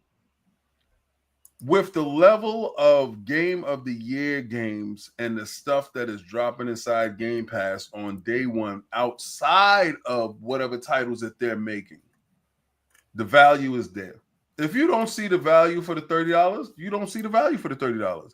But if you play Fortnite, if you're into Ubisoft games, if you're into EA games, and you're into Microsoft games, then it makes sense. If you got that handheld, you're streaming, you're playing your content, this is the gateway to the ecosystem. We knew a long time ago that they said in September, and I'm never going to forget this. They said it in like around March or June, March or April. They said that in September, Game Pass price was going to go up. I remember emphatically saying, maybe next year. Well, I got to bend the knee to whoever said that. I forgot who said that. It could have been Nate the Hate, for all I know, because he be out here leaking the streets. It happened. You know, someplace in the world it's still September. So it happened. And the price of the brick just went up. Now, again, and it's not going to stop. The more successful they are anywhere in any category, the price of the brick will go up. These companies are not your friend. So get the CD keys now. Get the CD. That's the message. Run now. Y'all should have learned the first time they raised the brick. Like we all did. We all ran out and maxed it out. So y'all was sitting there like, nah, I'm gonna peter it in. I don't care. They're not gonna raise it again. Well, surprise. Raised it again. And I don't see this stopping. Somebody said, King, when are you gonna get out of Game Pass? Y'all fought them on the price of the games going up to $80. See what your fight got you? They're going to raise them. They're going to get their money by any means necessary. So if it's this way or that way, they're going to get the bread. I'm already resigned to the fate of a gamer. Is you can buy or you don't have to. Everybody forgets that this is an absolute hobby. Nothing changes in your life. Like if I choose not to have Netflix for this month because I don't want to watch what they have to offer me and I'm paying for Netflix for no reason, I can cancel my subscription at any time and come back in. The same thing with Game Pass. You can cancel your subscription at any time. Show back up next month when a game that you like launches. And you have access to this. But what I've seen is they're using the leverage of this new handheld that is PC informed, and they're going towards a PC base. So, of course, all the PC is going to be accessible to anything that's inside Game Pass because that is the absolute platform. That's the platform that's able to move throughout all these devices. So, again, the price of that is going to go up. The access to the cloud. The cloud now is 1440p. Y'all wanted the resolution to be better, but y'all wanted to pay the same price. That's just not how things go in this life. You don't get more for what you've been paying for. That is just not happening. If you have any renovations that happen to your building complex, I'm pretty sure that you're going to get a tax. I'm pretty sure that you're going to get a condo tax increase. I'm pretty sure anything that happens in your school district for your kids, I'm pretty sure that you're going to pay a premium on that. So you want to our leases going up, sir? I'm just telling you the price of the brick is different today, right? Whatever you got it for yesterday has changed, but also the package has changed. You can't want new things and think you're going to pay yesterday prices. That's just not really how everything works. And for people to honestly walk around saying to themselves that, nah, they owe it to, they don't owe you a damn thing. Why don't you just unsub? Just unsub. And that way do you feel it or you don't? And I know that's not the popular opinion when it comes to it. But again, all of this stuff is optional. If you don't like that tier for $30, go down to the $14.99 tier. Oh, you don't like that tier? Why? Because it didn't offer you day and date. Then get your ass back up to the $30 tier and just spend on something else. Said that this is cult behavior, King. You're being well. What I'm telling you is, if you don't like it, there's no one putting a gun to your head. You acting like if you don't get video games, you die. That's not how it goes. Right? You know, it's like you thought like Xbox is taking away your oxygen, or they're not offering water. They locking down the water. You can't drink water. No. So stop acting like they owe you a damn thing. They owe you nothing. This is video games. So again, if you don't like what the price is, then you don't like what the price is. Don't join in. But I see them add something for me. Actually, I'm saving like $4. Oh, so you said for you because you're the Fortnite. I'm guy. Ultimate. You're the Ubisoft guy because you get the Fortnite crew, you get the Ubisoft Plus, and now the cloud stream. This actually benefits you. All this benefits me, and then I get access to the PC stuff, and then I get to play anywhere. And my resolution on my streaming is insane. Like you did, this is for me. Remember when y'all? I was tear shaming y'all, and I was like, I'm not like them standard dudes or them core guys.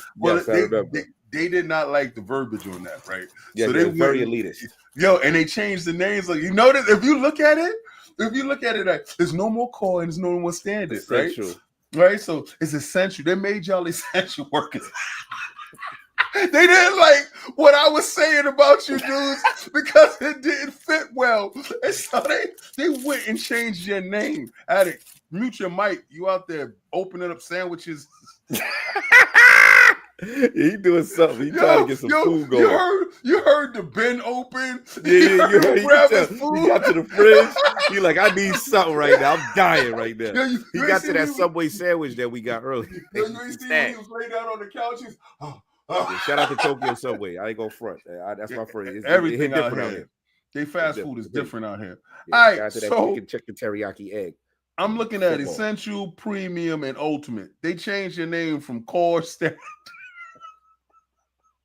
Yo, I shamed the hell out of them till they had to fix the names on this joint, and they raise the price and they give you access to stuff, son. And so I don't really have a problem with it. I'm pretty much knew it was gonna happen. You know why I knew it was gonna happen? The more they talk about stuff as being successful, that's when I know the Coco Tasso's coming. I know. And Sovereign knows it too. He knows every time they tell you Game Pass is sustainable, the price is going up. Every time they tell you that, oh, we sold out in this hardware, the price is going up. Every time, and all of them do it. Not one of these dudes have ever come out and told you a successful quarter has hit. And you know what else follows a successful quarter? Layoffs. so yeah, price, it's like anytime they say it's good news, it's bad news. And I have been jaded, son. I have been sitting here for years watching the same formula play out, and this year has been the most egregious year with this formula.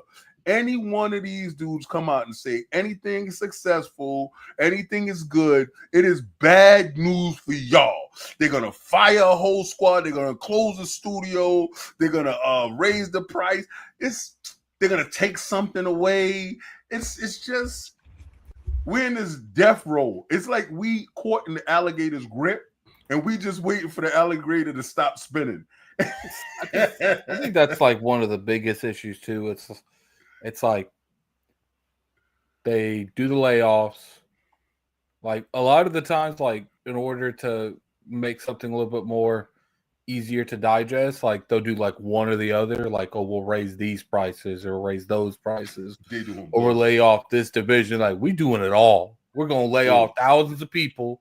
We're gonna raise up the prices on everything we have. We doing it all. Like we get money everywhere we can. And we gonna get this AI in here. Wait to the next topic. Yeah. It's just I knew it though. Like I knew it. Quiet as kept. We kind of understood some things, and we were speculating on what these could be, and we kind of had to face like it's gonna be bad. We ain't know what it was or what stuff is or what life is, but we kind of figured that out, man. Something's inbound coming. Yeah, something. It's like you see a thundercloud, but y'all can't get. See, y'all want Ninja Gaiden, right? They do it right before the big games is about to drop. Y'all know it, right? Right? You want Ninja Gaiden, right? Ninja Gaiden 4, Call of Duty. Y'all didn't want to pay that Outer Worlds price. It's their fault. They got you now, son. So listen. Y'all didn't want to pay. Remember, they was. This is the result of not paying $70 for the Outer Worlds. You didn't want to pay that $80. You didn't want to pay $80. What's funny is this is the not result in something that they offered us. Like they said $80, and y'all was like, nah, we ain't gonna pre. We got Game Pass. No, it's $30, son. They gonna get their $10 the easy way or the hard way. They like you and they want you, son. It's like they gonna get their $10 by any means. That $10 mean a lot to them. I'm thinking about it. It was the Outer Worlds that did this. Because that's about to drop. Call of Duty y'all not missing these months. Let's keep it a bean. Y'all are not missing these months. They said, when is the best time to get them? It's this time right now. Son. And then think about it. We just talked about the year that they're about to have in 2026 with Forza Horizon 6, Gears E-Day, Halo Combat Evolved Remake. You know what I'm saying? Like, that's a lot. It's a lot of You're locked in, so you're locked in for life. And they not stopping.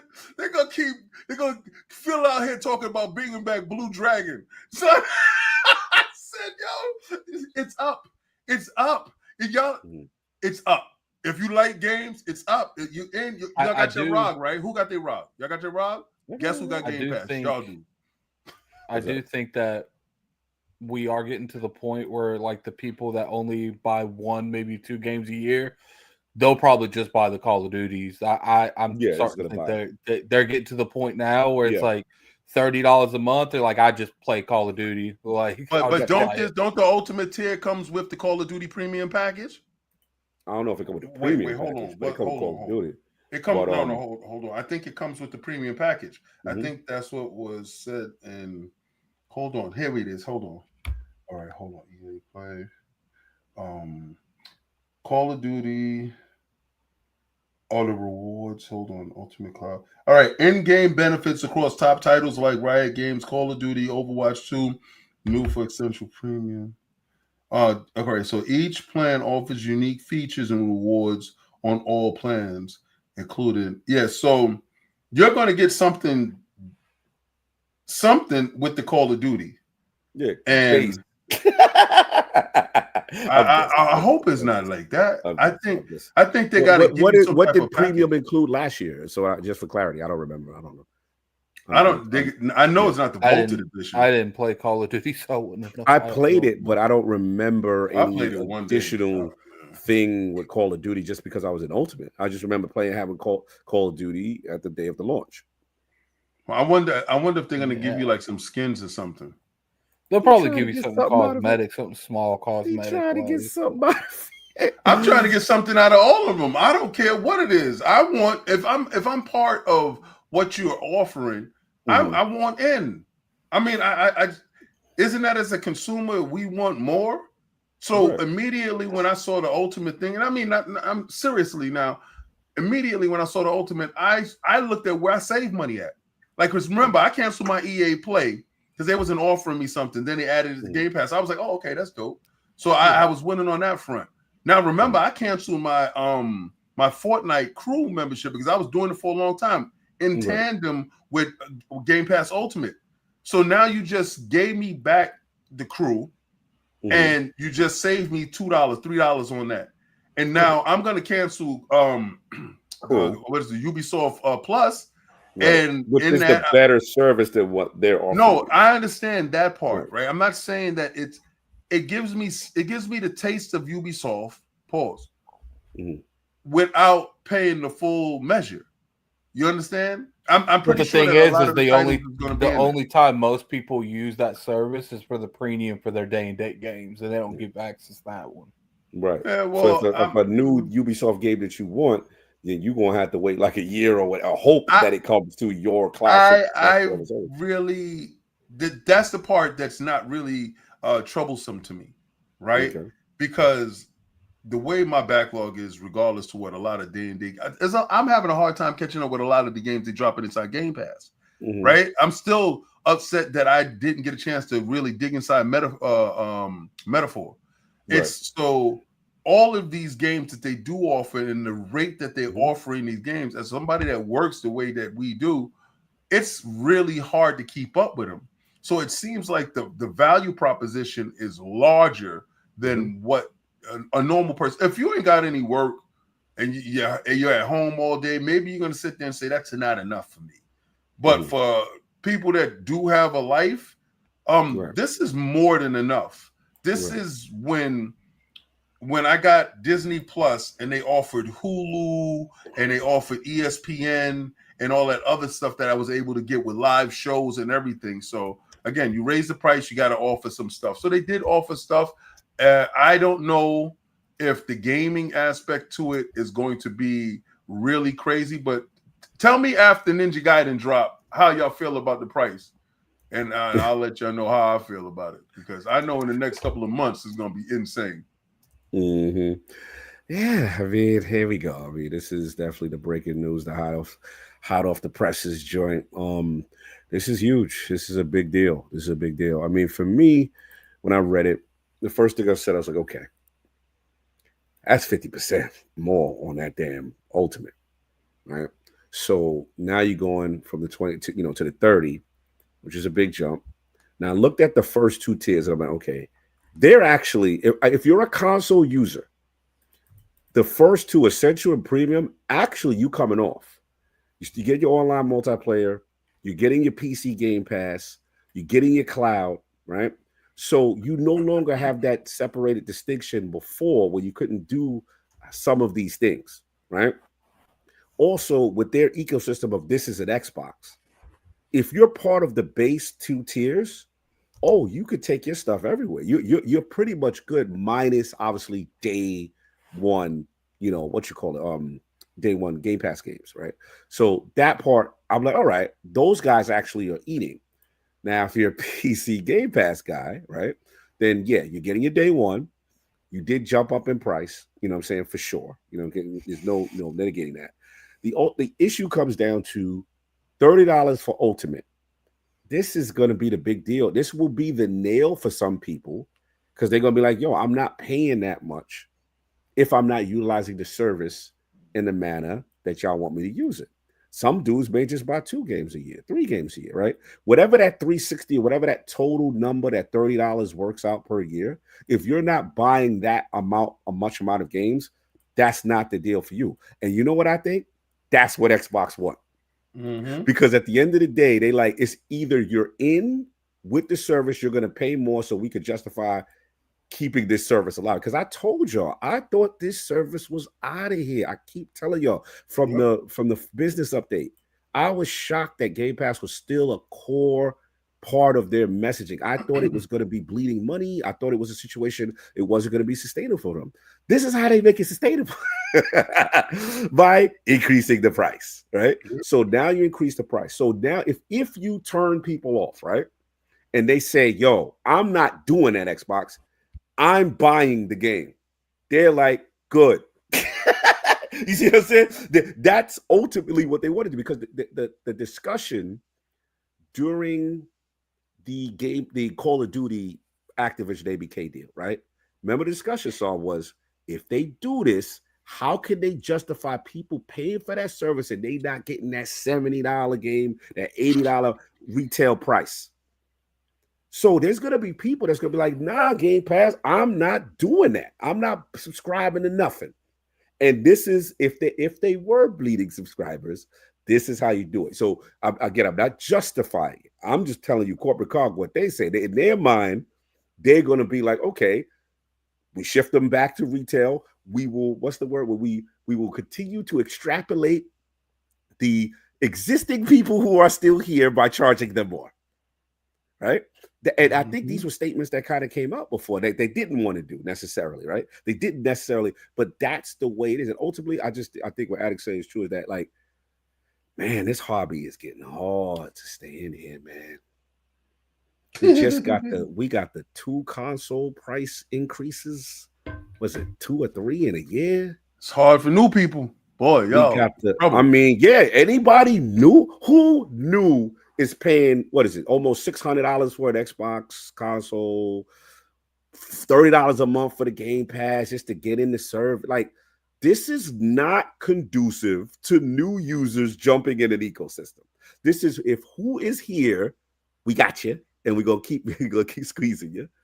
And if you leave, great, go over there, go to PC, pay a little less, or buy the game. Great, go buy it then. That's right. What this is. This is them teaching them. You teaching them, like, yo, all right, that's what you want to do. Now, for me, I can only speak for me as a gamer. I'm the guy that's going to buy 8 to 10 games a year that I'm interested in. So for me, it still makes sense. Like, every game that was in their service, was it Clair Obscura, South of Midnight, Avowed, I was buying that. You know what I'm saying? Doom, you know what I'm saying? Ninja Gaiden 4. The service paid for itself for me in the first 3 months. You know what I'm saying? Like, so, but again, I'm not the everyday average user. There are more people that are unlike me, I will admit, that will just say, yo, I'm here for Call of Duty, or I'm here for whatever, right? 1 or 2 games. This is not a new user environment, is what I'm saying, y'all. And unfortunately for my gaming console brethren, this is the reality that, like, I think we were talking about this while we were out here in Japan. Me and King had this conversation, and we just looking at, like, one of the highlights of going to Japan for us was, like, besides the consoles and all the companies that make the games we like, yo, let's go to the arcades, bro, with the essence. And we went to these arcades, either shut down or they're gotcha machines now. Gotcha. We went to a whole Yodobashi camera, remember, Addict? And the whole section is gotcha machines, and it's mobile. And I'm sitting there and I'm just like, and then we get on the trains. I'm looking at people in Tokyo on their phones, playing games on their phones or watching anime. And I'm sitting there looking at my mortality as a console gamer slowly evaporate. We go into the store, even, I'm gonna be respectful, PlayStation. Y'all not out here like that. This is Nintendo country. This is like, I'm sitting there, I'm like, it's mobile, it's small form factor, it's cheap. Like, it's really changing. And it's scary for a guy like me as a Generation Xer to just be like, damn, you seeing the stuff that I care about. Not that it's dead, because yes, PlayStation is doing well and Search is doing well. Of course, I'm not going to say they're not, but you see the constraints of what everyone else is doing. And I'm just like, man, I feel like a dinosaur. I feel old. I was like, man, this is it. This to me is just reflective of something of a hobby that I love, that's getting more expensive and tougher for any new person to jump in. And yeah, that's all I got to say. But yeah, this was another surprise. We knew the news was coming. Obviously we wanted to break it for you guys in the realm. And yeah, that's what we got on this one. Let's get a couple super chats, then we get the last EH, right? Get up out in. All right. Yeah, Mike, can't hear yourself. I turned it off. Okay. You mad low. How about now? Yeah, you gotta squeeze it. You gotta squeeze it. Maybe. Hey, make sure your Windows volume on your mic is high too. Yeah, make sure the window mic. It could be Windows, and also StreamYards. How about now? Better? Yeah. No, this thing is like very sensitive.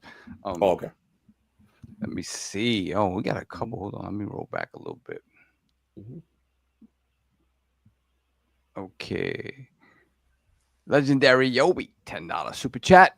If the Lords have to choose, which studios would you lend out to the Halo IP? To explore the world of Halo, I want the Spartan Headhunters seriously. would be a badass game and also an anime as well.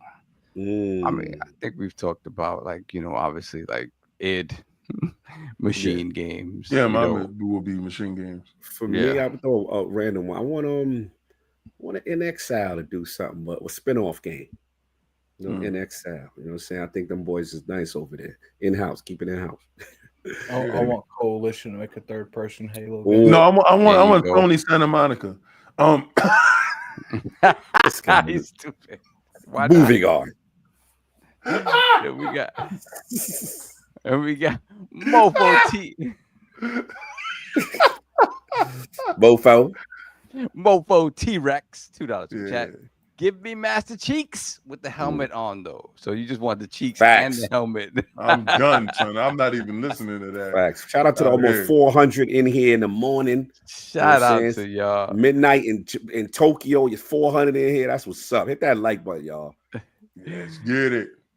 Then we have, let me see, Mofo T-Rex again, $5 super chat. Spartans are superhuman soldiers. They could make a third-person game, put Locke in it, and he can throw the fade like Kratos. Yeah, man. That's what I want. Yeah. Their hand-to-hand fighting is ridiculous, and we don't see any of that with Chief. Then we got Clizzle of $425. Clizzle. Top 2 aftermarket controllers. I'm looking to buy a new controller. Hashtag Diddy's home. Hashtag no PS6. Hashtag we're gonna run it up on these bums. Aftermarket controllers. Okay, so I would tell you use Power A. From being out here and actually getting a chance to test drive a ton of controllers, I'm gonna pick up a controller tomorrow for my Switch too. A lot of their first-party titles, first-party controllers aren't really good, but Power A controllers from Xbox to PlayStation to Nintendo and definitely the PC, I think Power A is definitely top choice, to be honest with you. They have a couple of controllers that are really top choice. I like GameSire. I think they make good controllers too. Yeah. You had a couple of companies that reached out to you with a couple of good controllers, right? Yeah. Yeah. 8-Bit Doe's making some kind of cool ones. Oh yeah, they were small back in the day, but they've gotten because I'll be honest with you, man, that first party controller, I've been having a lot of trouble with it, man. Like just they die on me very, very quickly. And I'm just like, what the heck's going on, man? And not to even mention the Elite stuff, man. My Elite, the build quality. Yeah. Are you talking about the Xbox Elite controller? Yeah, man. It just the freaking rubber on the side starts coming out, and it's I gotta refrain from attacking it because I was sitting with somebody that actually controls that situation. So again, I will remove myself from the truth. I told him what I told him, so I gotta give him. That's irrelevant if it doesn't matter. I got to give him a chance to fix it because I told him face to face. But I don't like bro, it's been years. Yeah, we're waiting for the new one. They're gonna do the new one, man. Let's hope. Fingers crossed. Yeah, fingers crossed on the new one. Take the rubber away. Yeah, but the Razer controllers are really good too as well. Yeah. GameSir, I heard is really good. Yeah, the Wolverine. Yeah, so this is that Wolverine is is illegal. That should be outlawed. We was playing Fight Night Friday, and we had a dude up in there with that Wolverine controller beating the brakes off everybody. That should be outlawed. That's an outlaw controller. Don't buy that controller. That controller's no good. Then we got, let me see. Black Boxing Kings. $5 chat. Respect and love, my brothers. What up, Brunel? What's up? Good, brother. Up, P? Yeah, that's P. Then we got Face 23 BKNY, $2 super chat. My LG G4 has an Xbox app. Does that make my TV an Xbox? Yes, it does. Everything with a screen with his Xbox. Though you're gonna realize this is what the FTC was trying to stop. The takeover, the weights over, guard MC. The only thing I'll say is that what I would hope is with all this Play Anywhere, with all this is an Xbox. We got the announcement with shout out to Face. We got the announcement with Hogwarts Legacy, an older title now, a Play Anywhere title. What I would hope is that initiative continues, that all these gaps since we're charging more money, Well, you know what I'm saying? Like, that- you know, it'd be nice that you invest in the ecosystem for Essential and Premium Ultimate that allows us to go anywhere, right? And I don't have these gaps. It's still crazy that Tactics isn't a play anywhere game. That broke my heart when you told me that. And Square themselves is kind of really a lot of their titles are play anywhere. But what I noticed with that Hogwarts Legacy is that I thought the titles that was already in the wild that didn't have that feature could not be go back in and be recoded to make that happen. So that allows me to know that regardless of whatever title comes out, there's a possibility for that to happen. And what I really with that upward mobility in those tiers, what I like is them talking about streaming your own content. I think that that is like more essential into getting that first locked in, because if a title can be streamed, then there's going to be a feature at some point in time for that title to be downloaded, right? To it, And what about any title that's native on the Windows Store as well? I mean, you could just retrofit it to that. Like, retrofit that. And what about, since we charge more money, how about whatever happened to the ad tier, the ad free tier? Whatever happened to a cloud only tier? Remember? Oh no. That's what happened to the family plan. Right, a lot of these stuff is always in them. And they tested that someplace else. They never brought it to the States. They tested it someplace else. Right, I gotta agree with Xbox in the fact that a lot of times people be leaking stuff and breaking news ahead of time before stuff is actually curated for the public. And I got lathered up. We were ready. Oh my God, we were ready. We were ready for that family plan. We were already talking about who's in the family. I remember we was saying we was gonna have a whole network of family members. Yeah, people was gonna be fighting if they wasn't on that family list. Yeah, they shut us down. So they shut us down early. So now I like where it's going. It's gonna grow. That's a pause. Shout out to 4J. Oh, there's a lot of homies coming in. Shout out to that's the homie Clouds. He said, "Drop it in to say hi, safe travels. Looks like you guys had a ton of fun. And King, avoid the bucktooth Godzillas." For real. Bucktooth Godzilla with real live posable hands. That was hilarious. Continue. Then we got, let me see. Dave didn't like that. He didn't like that at all. Then we got Mofo T-Rex once again, $5 super chat. $30 for Game Pass doesn't phase me. Still the best deal in gaming. The Sony fan base are gonna love this news, though. They love to hate.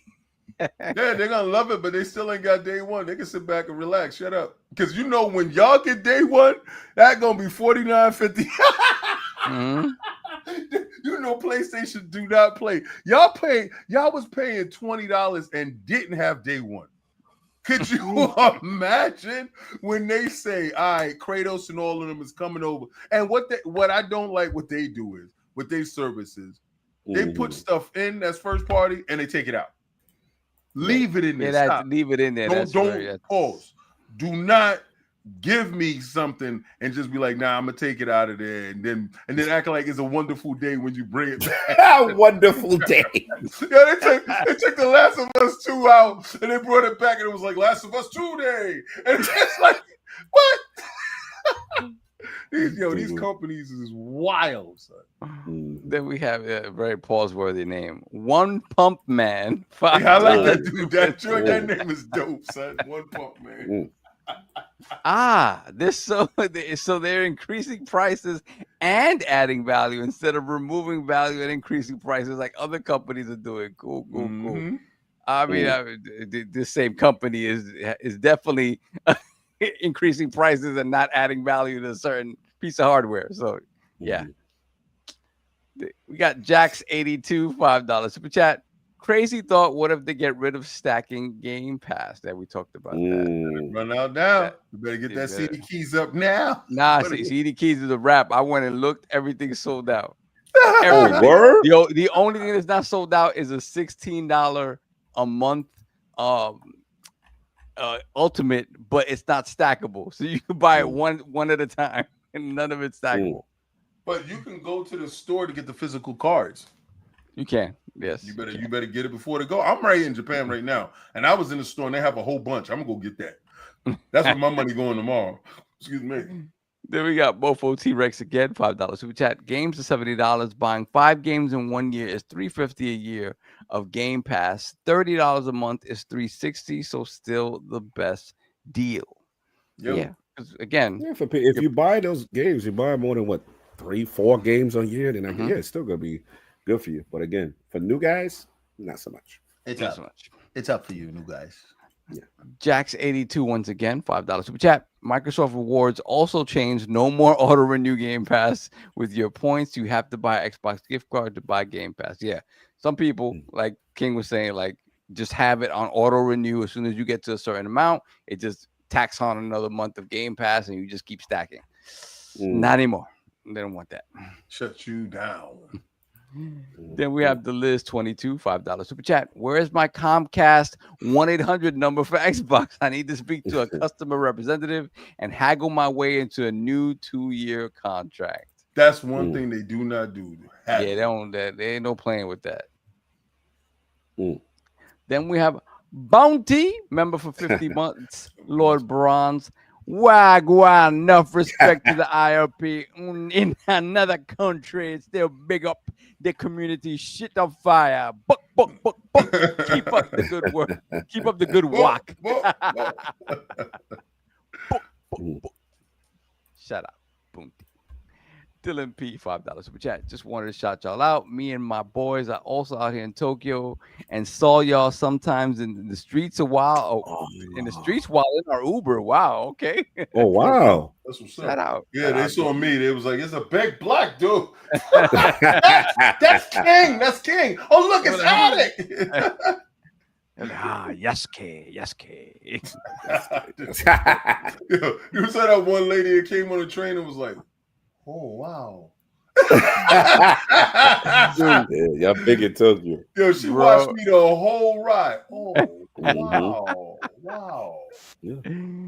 Let me see. We got Briscoe Son, $2 super chat. With Ultimate, they should allow more users. Yeah, we talked about like, where's the family plan? Family plan. No, they shut that down. They ain't Netflix sharing with nobody. Not about that. They see the problem Netflix went through. They shut that down ahead of time. Nope. They got your IP address on lock. Then we have Hamish K, $2 super chat. Peace and love, y'all. Shout out, Hamish. It's the homie. Salute. JD Gamer, $5 super chat. Is gaming actually more expensive or is it just different? If everything is an Xbox, my cost is lower than ever to play games if you add Game Pass Premium. Yeah, I respect that, JD. Right. But again, that's you as an existing person already in the ecosystem. Lit, right? All this benefits you for sure. I'm just trying to grow it, and the new guy to get in, and he see the price of what the Xbox is now. He see the price of what Game Pass is now. That's a little resistance. That value proposition only matters to you if you play that many games. Yes. If you play a third of that, bulk of the industry only play 1 or 2 games a year. That's exactly. They're gonna look at it like it's excessive for my needs, right? Yep, exactly.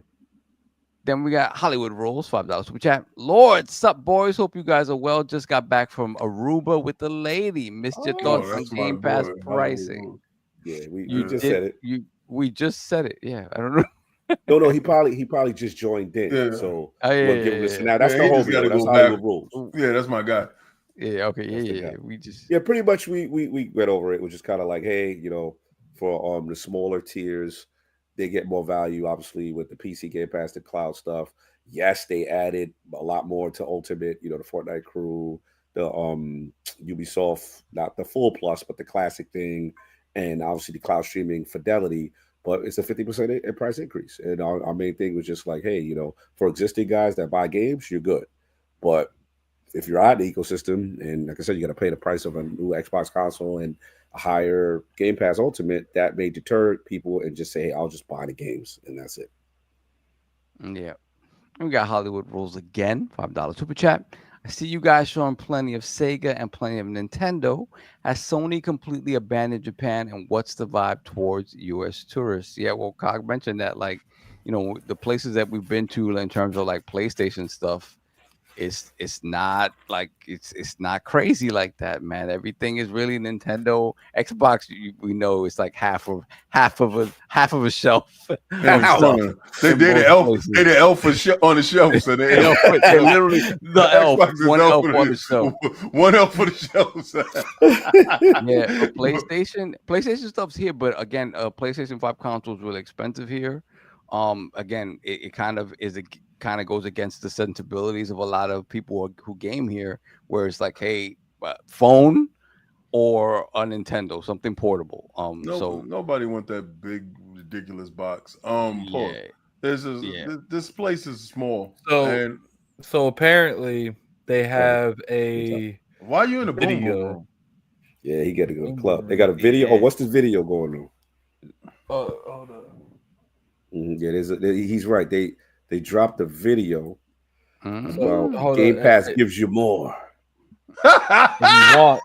That's the video. Go ahead, watch that video. And the second part of the question, what's the vibe towards US tourists? I think in general, I think people have been pretty nice and polite. Obviously, they look at us and, you know, we get stares sometimes like, oh, whoa, like, what's up?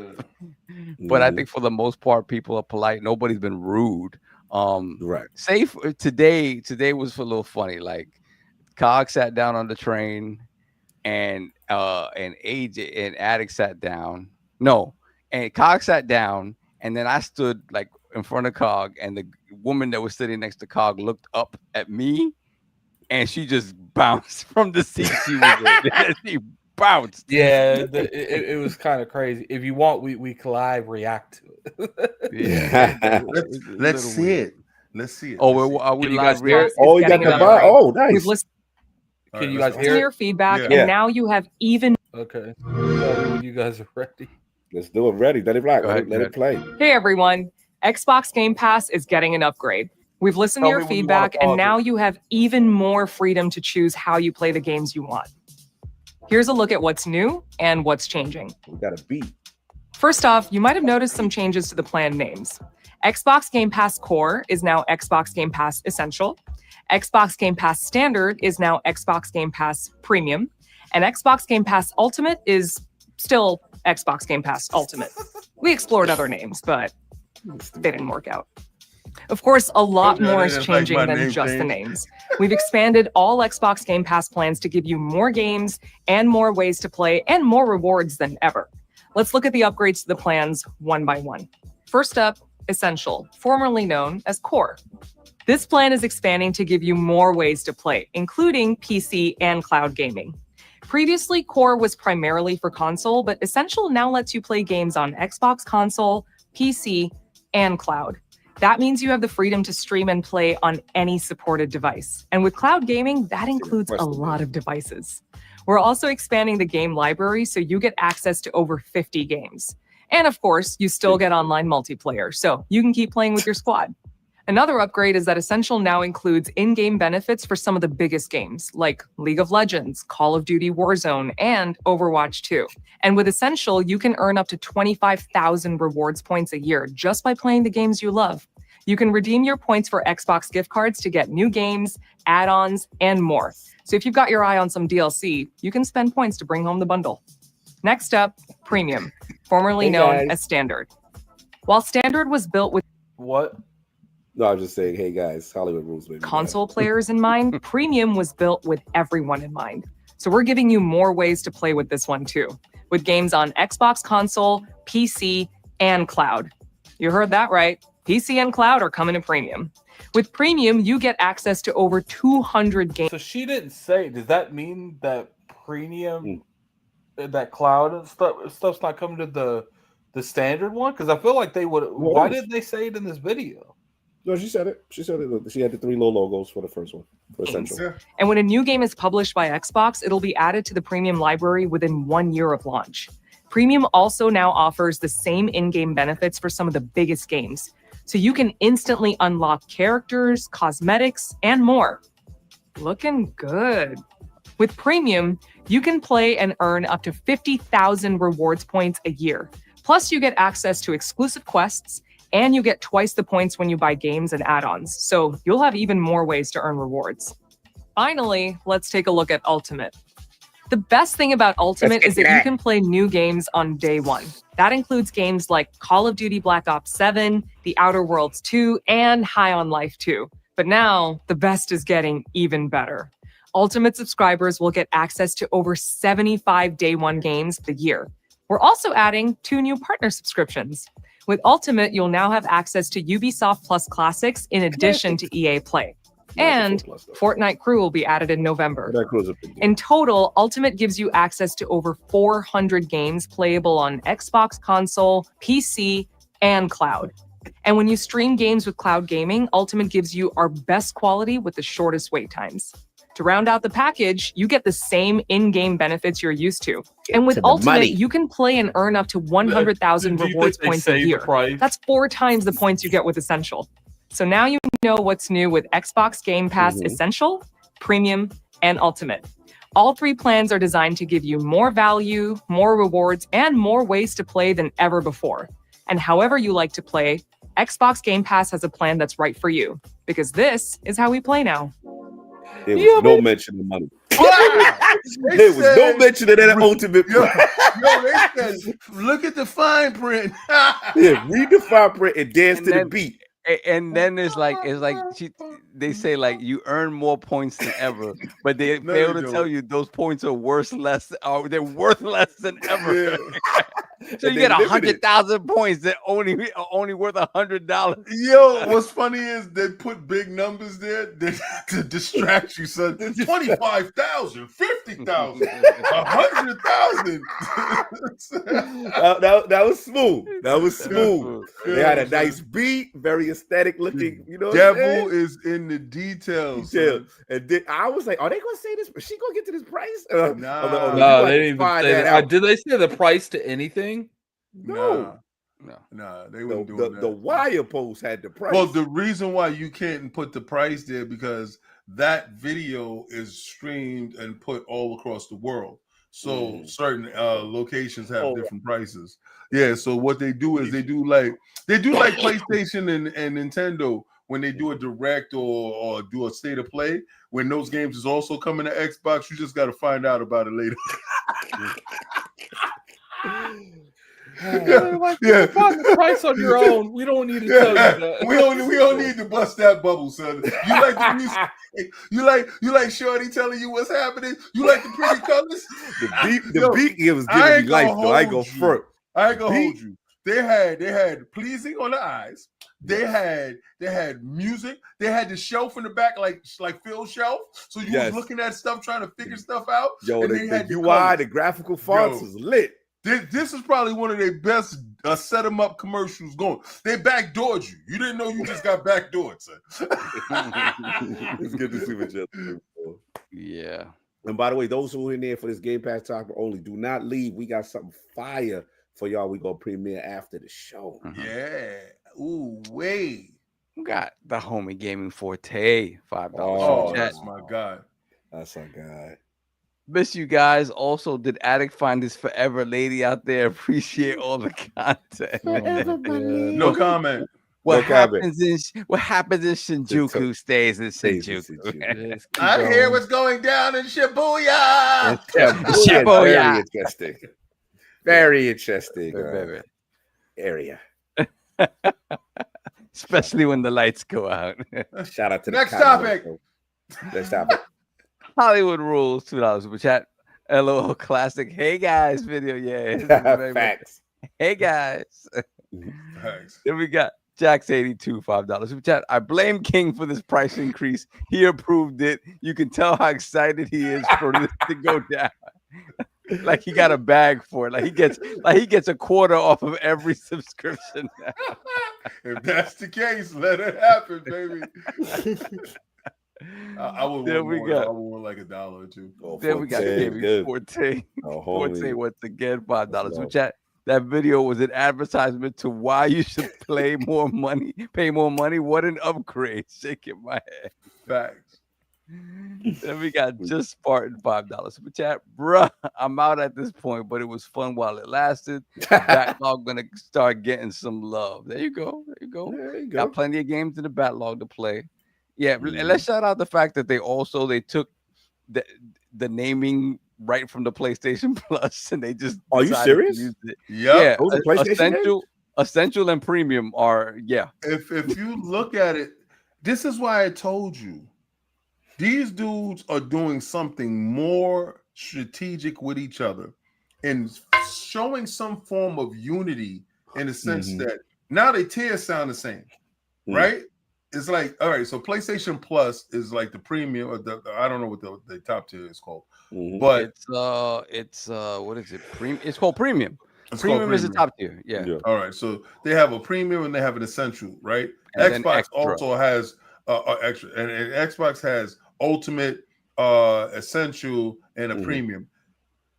It's getting to the point where they're flip-flopping these things. You understand? I think the lines are being blurred because honestly, for those two to survive, they need each other. And that's just my opinion from what I've been looking at lately. I actually agree with that on some level. I think that Nintendo can survive alone, regardless to whatever the other two do. I think these two, because they position their boxes to be more high performance, not high performance, but media boxes. You can really do, and just this thing just started now with the Netflix and all this other stuff that you're able to do with this thing. Before it was just a gaming machine. Right. Xbox and PlayStation has taken the viewer and split the viewer up from video games to multimedia things. A lot of my devices in the house is used for Netflix and for Hulu or for whatever, and not just for essentially for gaming.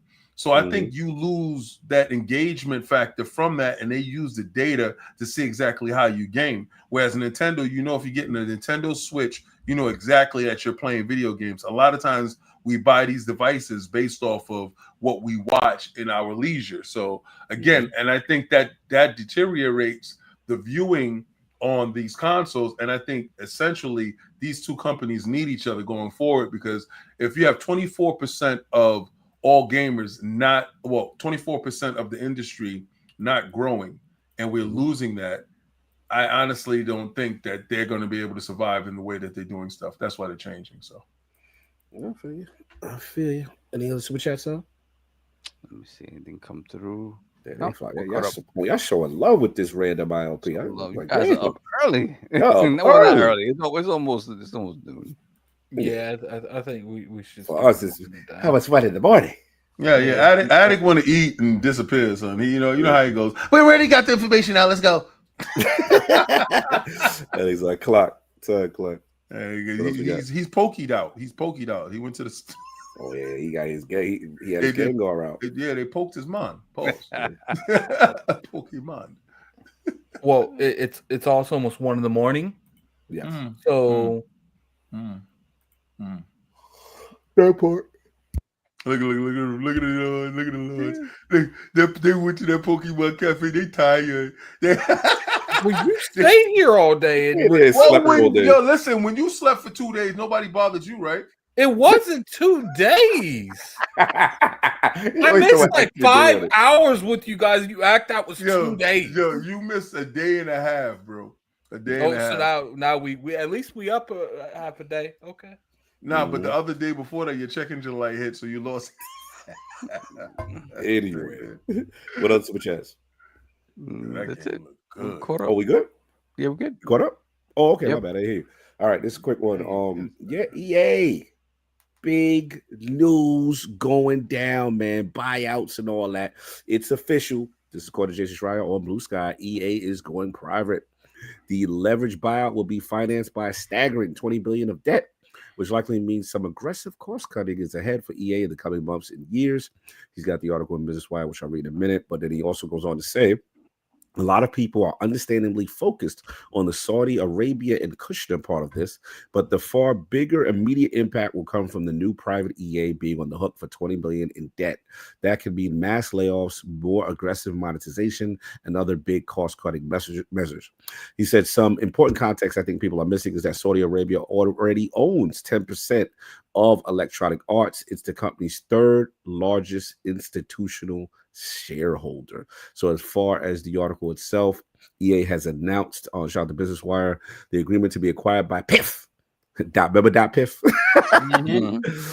Silver Lake, and Affinity Partners for $55 billion.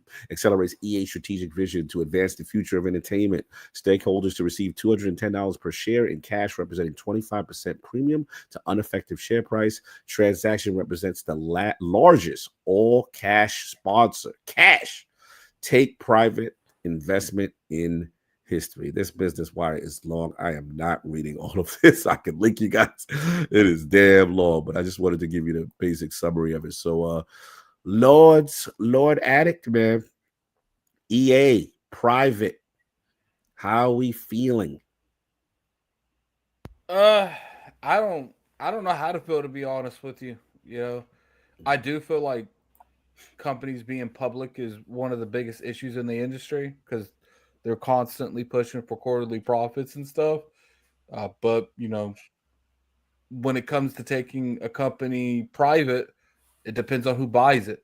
It depends on, you know, and apparently, you know, they bought some of the money that was used against the assets of EA. So, you know, if they can't pay them payments, we know where that money's coming from. So, you know, it's a very gray area. I don't know what to expect. I really don't. Like, I do feel that this direction we need more, but I don't know if this is the right way to do it.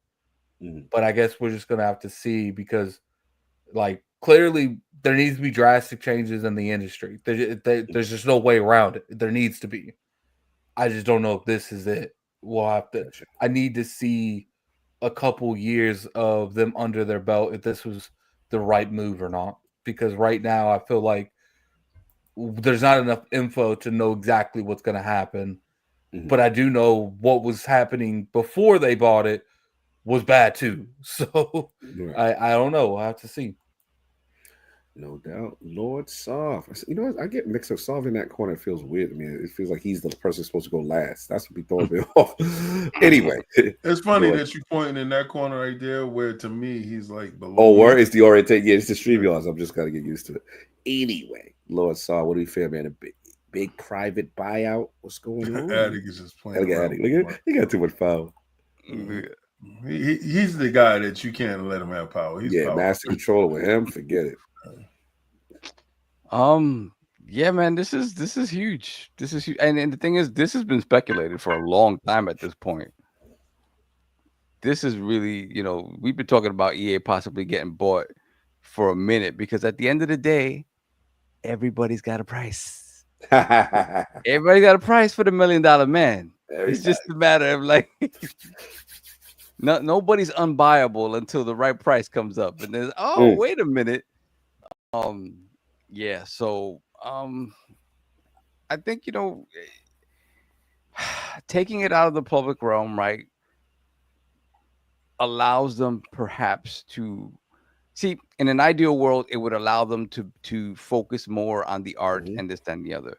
But when you consider who's buying, right, when you're talking about the Saudi Arabian Public Investment Fund, when you're talking about Jared Kushner's investment firm, Affinity Partners, right? And then you talk about what's the other part of the consortium. Anyway, what's going to happen here, in my mind, is that a couple of things. The Public Investment Fund, they have a couple companies under that are very sort of mobile focused. And I think EA is going to look to sort of jump back into the mobile space, create a couple of games, hopefully that's going to start making the money the way mobile games do, kind of hand over fist. And to what EA's point had been prior to this, it had said we're going to focus more on our big games, our big franchises. So what does that mean for the smaller games, for the single player, you know, one-shot games, or the games that are like older games in their portfolio that they were maybe thinking about bringing back but might be somewhat risky? I think that stuff is kind of done. because I don't think you talk about like EA Originals and all that. EA Originals, even something like there's worry coming out of BioWare that that basically Mass Effect 4 falls under that, where it's like at this point it's a risk, and perhaps not a risk that this new structure of EA would want to take. So in a way,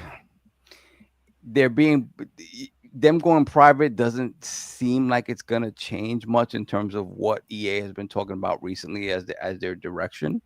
But I do feel it does kind of signal a faster death knell for the smaller game within that structure, because I just don't think they're going to be taking those type of risks. I don't see it. They're going to want to push into more games that make sort of just latent money for them, and that they can just put out there, particularly in the mobile space, because again, the public investment fund does own companies that kind of focus on that stuff. So I know they're going to go in that direction some more. I don't know, man. I don't know. We'll see how this transforms EA, but I kind of just feel like it's going to allow them to continue making the games that they're doing and making without necessarily having, not being beholden to a board and things of that nature. But again, we'll see what that means, right? I don't know if there's been, besides people's issues with it being Saudi Arabia and that stuff being directly linked to the Crown Prince, and his activities. Besides that, I don't know that the influence has been so direct where it's affected game development or things of that nature. I don't think that's happened, at least to this point. So we'll see. But this is huge. But it is something that I wouldn't say is unexpected per se. I think EA is trying to shop around for a buyer for some time now. So they got it now. We'll see how that kind of changes who they are and how they operate. I agree. Lord King, EA private, getting bought up, getting gobbled up. They announced that agreement. .piff, Silver Lake, Affinity Partners, man. They go to .piff.com. So it was the mixtapes over there now. What are we doing with EA, man? How you feel about all this? Who would have thought in this world that EA would get purchased before Ubisoft? That's true. That's crazy. WB is still sitting out there whistling in the wind, hoping that Netflix go in and buy him. And these guys just get scooped up on some private mission. And I think, honestly, that has everything to do with Battlefield 6. I think somebody understood that Battlefield 6 is the next big thing. And that's why we could see all the spending that when somebody got an influx of cash for Battlefield 6, because this has been the largest rollout for a game that the last game was kind of and we felt that the next Battlefield would be heavily scrutinized. This level of rollout, you would think that the last Battlefield was hugely successful. It's on Call of Duty standards, and they've been doing this for years. So I kind of knew something was in the works. I didn't know what. I didn't know this. I damn sure couldn't have. I couldn't have bet this in a million years, right? But you see what happens when you go private and then you sell to a private organization, unlike the FTC going after Microsoft because they're a public entity. You're not held under the same scrutinies, and things just happen really quickly. And it's just all about acquiring somebody's debt. And now be prepared for the level of layoffs that is about to transcend the industry. BioWare is gone. I'm already looking at BioWare as a dub. That's stay gone. All these, I want to know how they're going to sell off a lot of these studios. Are they just going to close the studios? Or are they going to sell off the studios? If they do happen to sell off the studios, Microsoft should actually buy BioWare in a small purchase, because that is an RPG house where Microsoft is probably what they be getting. Yeah, well, people. I understand that part. I'm just saying it from the aspect of in the modern Western world, Microsoft is the largest RPG developer at this moment, and I think that would just be another a quiver in the, an arrow in the quiver. So I just think that makes a little bit more sense. But again, honestly, I see with they giving out the statement that AI is going to be very prevalent in game design and moving forward. They're very upfront with letting you know that majority of those people that as part of this purchase and buyout is going to be gone. We're trying to recoup the money off the rip with the $20 billion of debt. They paid a premium at $55 billion. I've been championing companies being purchased because I'm for consolidation and acquisition. I am pro acquisition on every front because it gives game preservation to stuff to live on. Or now with that, like I said, it's a yin and yang to everything. And I also know with consolidation and acquisition, there's going to be layoffs. There's going to be streamlining because companies would not be available for purchase if they were healthy, right? So again, you have to trim the fat, and other companies come in and they don't have an emotional tie to certain studios that haven't been performing. So you can cut them off a whole lot easier than saying they've been there for 20 years or when we've started. So again, I understand the cold nature of it, but also I saw SNK get purchased and go to greater heights, so it's the yin and yang with it. With the purchase, EA is going to be around. They're going to probably stop the bleeding. And I think Battlefield, because they're already talking DLC content and the game isn't even out yet, I think honestly that they are going to be put in a position to win. But ultimately, who is the beneficiary of those wins? The new people, again, there's going to be losses. So don't be shocked when you see studio closures, layoffs, and a large amount of shedding of the fat, if you will, for lack of a better word, when it comes to this direct buyout, So again, I was pretty much shocked just like everybody else, but I know that there's more bad to come. Yeah, I'll jump in. This wasn't on my bingo card, just like King said. This was not on my bingo card. I did not see this coming. EA, I grew up with EA, man. It's in the game. The yellow cartridge on the Genesis. This has been a powerhouse. Shout out to Peter Moore when we had him on the second time. That was one of his stops, right, at EA, and leading that charge. And to see, this private buyout was very surprising to me. The thing that really surprised, how you a buyout? You still got 20 billion in debt that you still got to pay off. So that to me just ultimately says, yo, you definitely gonna be slashing. You're definitely gonna be streamlining. You're definitely going to, in my opinion, prioritize. I don't want to get too doom and gloom. I don't want to do that, right?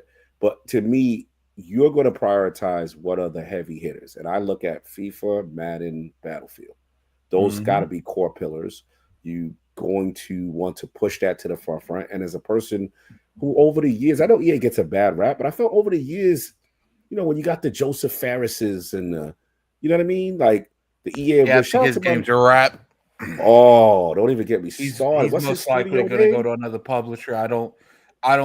I think they'll start operating more like 2K. We don't invest unless it's just going to be big money, big games only. So it's like, and then I ain't going to hold you. I worry about my Respawn, baby. That's my heart. Like Respawn is the only one, that's probably my number one studio. One of my favorite. I think they'll be fine studios. because they're working with brands like Star Wars that generate money. Right. But that license costs a lot. And we don't know. I don't remember the numbers. Chat, y'all can help me. I don't remember if the second Jedi joint did well. Not that it did flopped, but did it do the numbers EA wanted it to do? Is my question, right? I don't know. I don't have that information in front of me right now, y'all. But if y'all do, and then obviously Apex and stuff like that. But BioWare. Oh boy, after what just happened with Veilguard, I don't see them getting greenlit another, Dragon's Age again. And then my beloved Mass Effect, right? It's like they did the trilogy, but then it's like, okay, we've been waiting for Mass Effect 4 or what they call it 5, whatever. I don't know. It just I do worry. And then shout out to my man Abubakar we had on the realm who did Tales of Conserva, which was a EA original. You think that's existing in that? This and here's my Oh number. no, that initiative exactly. I'm worried about my homie. You know, like if I think his new game is published to someone else. He's doing something else. He's got some really good talent. I think Ben Starr and the dude from Baldur's Gate doing something. He cooking. But like I'm worried about something else. And again, I don't like to do the political thing. I'm just talking about in context to gaming and expression. Based on the buyer's ideology, based on certain political ideologies, can you make the games you want to make under those conditions? You understand what I'm saying, Sav? Based on ideologies, right? I'm not trying to go political, but we cannot not talk about it. It would be the same conversation I would have under Tencent, right? There's certain games, we got to be real, underneath certain ideologies of the owners of the company that you might not be able to make. So that part. This is look. I'm gonna echo what King said. Look, I'm always about surviving to live another day, right? I always say, hey, if you're gonna go I don't want EA to go away, right? If this was the only course of action to go away, my only concern is there's gonna be a lot of what they call them, the soft parachute umbrellas for a lot of dudes that's gonna be able to take up, get their little package deal, and they out. But who's gonna suffer? The dudes that actually make the games at the lower end. And then here's the other thing. If they saw that as attractive to buy, I got to give King his flowers. Like, to me, there's a part of it like, oh, yeah, we could cost cut this bad boy, throw this AI in there, cut costs here, throw that AI for the development. You see what I'm saying? Like, there's a strategy of how they feel this could be successful for them with that amount of debt. So, yeah, man. It's good. It's gonna be interesting. It just gaming is just getting crazy, man. It's just there's so much going on. I don't even know what to say, man. Oh, shout out to the Darren one. Okay, guys, got it. It was crazy that the debt, like the money that that this group is getting together. Yeah. Again, they're borrowing the money to cover the debt. Like this, they're borrowing the bread. They're borrowing the bread. Man, what's the consignment? What's going on? Yeah, specifically the debt, right? I don't know. I don't know how these deals work per se, but that's not good. That's not good at all. Because again, that means if something goes wrong, the first thing they're gonna do is sell IPs, because that's how you make them. When you use the actual properties and the value and what they own as collateral, that means the first thing gonna go is those properties to pay off that debt don't. Yeah. And one thing I didn't like Solve too is that when we heard King remembers this, when we heard the Battlefield 6 announcement, as great as it looked, it was amazing. And they had the roadmap. And they was already talking about annualizing. I'm like, you're just now getting back in the game after being the worst. Like, how about just make this hot, stick to your 3-4 year development cycle. Stop. Like, to me, I'm like, oh, you try to be Call of Duty in the mid, like right off the rip. And I'm like, oh, and we know with EA, with the annual cadence of just it's historically not done well for the quality of their major franchise. You get very small iterative updates. I've ripped Madden for years. It was still, because of, when 2K used to exist and compete and battle them in this space. So it's just like, I do worry about certain things. I get needing to exist. I'm going to see how this play out. I'm just worried for my people, my studios, the type of games I like. But that's the thing. It goes back to like what we said when Halo Infinite came out. It's like, well, you're making this a free to play, the multiplayer free to play, and you're making it a game as a service. But do you know what that means? You know what that entails. If you're looking to make Battlefield an annualized competitor to Call of Duty didn't get there overnight. Call of Duty just slowly but surely, adding teams. You have 4 teams working on Call of Duty now, which is how each team has 4 years to work on the game, right? Is this private company gonna be like, yeah, we're gonna open up 3 more Battlefield, studios in the, it doesn't make any sense. I don't know if they're willing to spend that money. Like, now, if this one does so well and it takes in it. You know, it looks good. We have to admit, it looks great. It looks great. It looks great. People are positive on it. If it eats, you know, Call of Duty's lunch, which it's that's hard to do no matter how good your game is, right? Even if it's great, it'll make a small dent, but I don't think it'll eat its lunch. It'll, you know, it's gonna take time for. The only way you can is if you come out at the same cadence as they do, because otherwise, I've always found it weird to make those comparisons. Like, oh, Battlefield is back, Call of Duty's done. I'm like, there's a new Call of Duty coming out in like less than a year. Like, Battlefield is gonna be the same game. Like it's apples to oranges in a lot of ways, right? There, fine, they're both war games, but it is apples to oranges in terms of the product. So I don't know that, you know, but again, maybe that's something that this group wants to do because hey, they want to focus on the heavy hitters. So maybe they will invest that money. Shout out to the homie, the Darren one. That's the homie right there. Ohio in the building. I like it in Ohio. Shout out to Darren where he said, I'm lucky Ubisoft and EA doesn't really affect me with the Saudi Tencent interest. I can avoid them. But too many governments that literally hate our way of life are fighting their way into game. Some people have expressed this. Some people have expressed this. Yep, that's the bigger concern. That is the bigger concern in what their ideology is going forward. We had that problem with Tencent. We have those thoughts with people going forward. And what actually happens, I saw that meme that, you know, you showed me, Cog, which is absolutely hilarious with the Sims. Yo, the meme they did with how the Sims is going to look. We can't put that out here. Yeah, we're not about that. Our platform, it was wild funny. Yeah, run out of here. And we're going to see... I think video games is being threatened by different cultures. Yeah.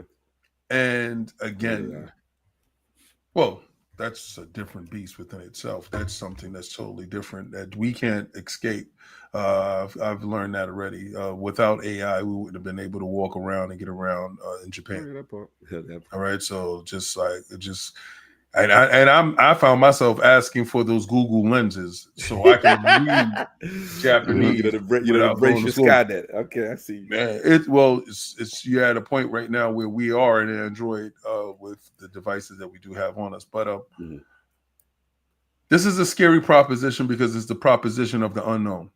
And the fact that you've gone private means that you're not held to a different the standard that other companies that are public are held to. Like I said again, the Microsoft acquisition of ABK, even though it's a $30 billion difference in this purchase, Microsoft purchased for 80-something billion, and they were held in court and held up for over a year and some change in litigation in trying to acquire a company that they were doing an all-cash transaction as well.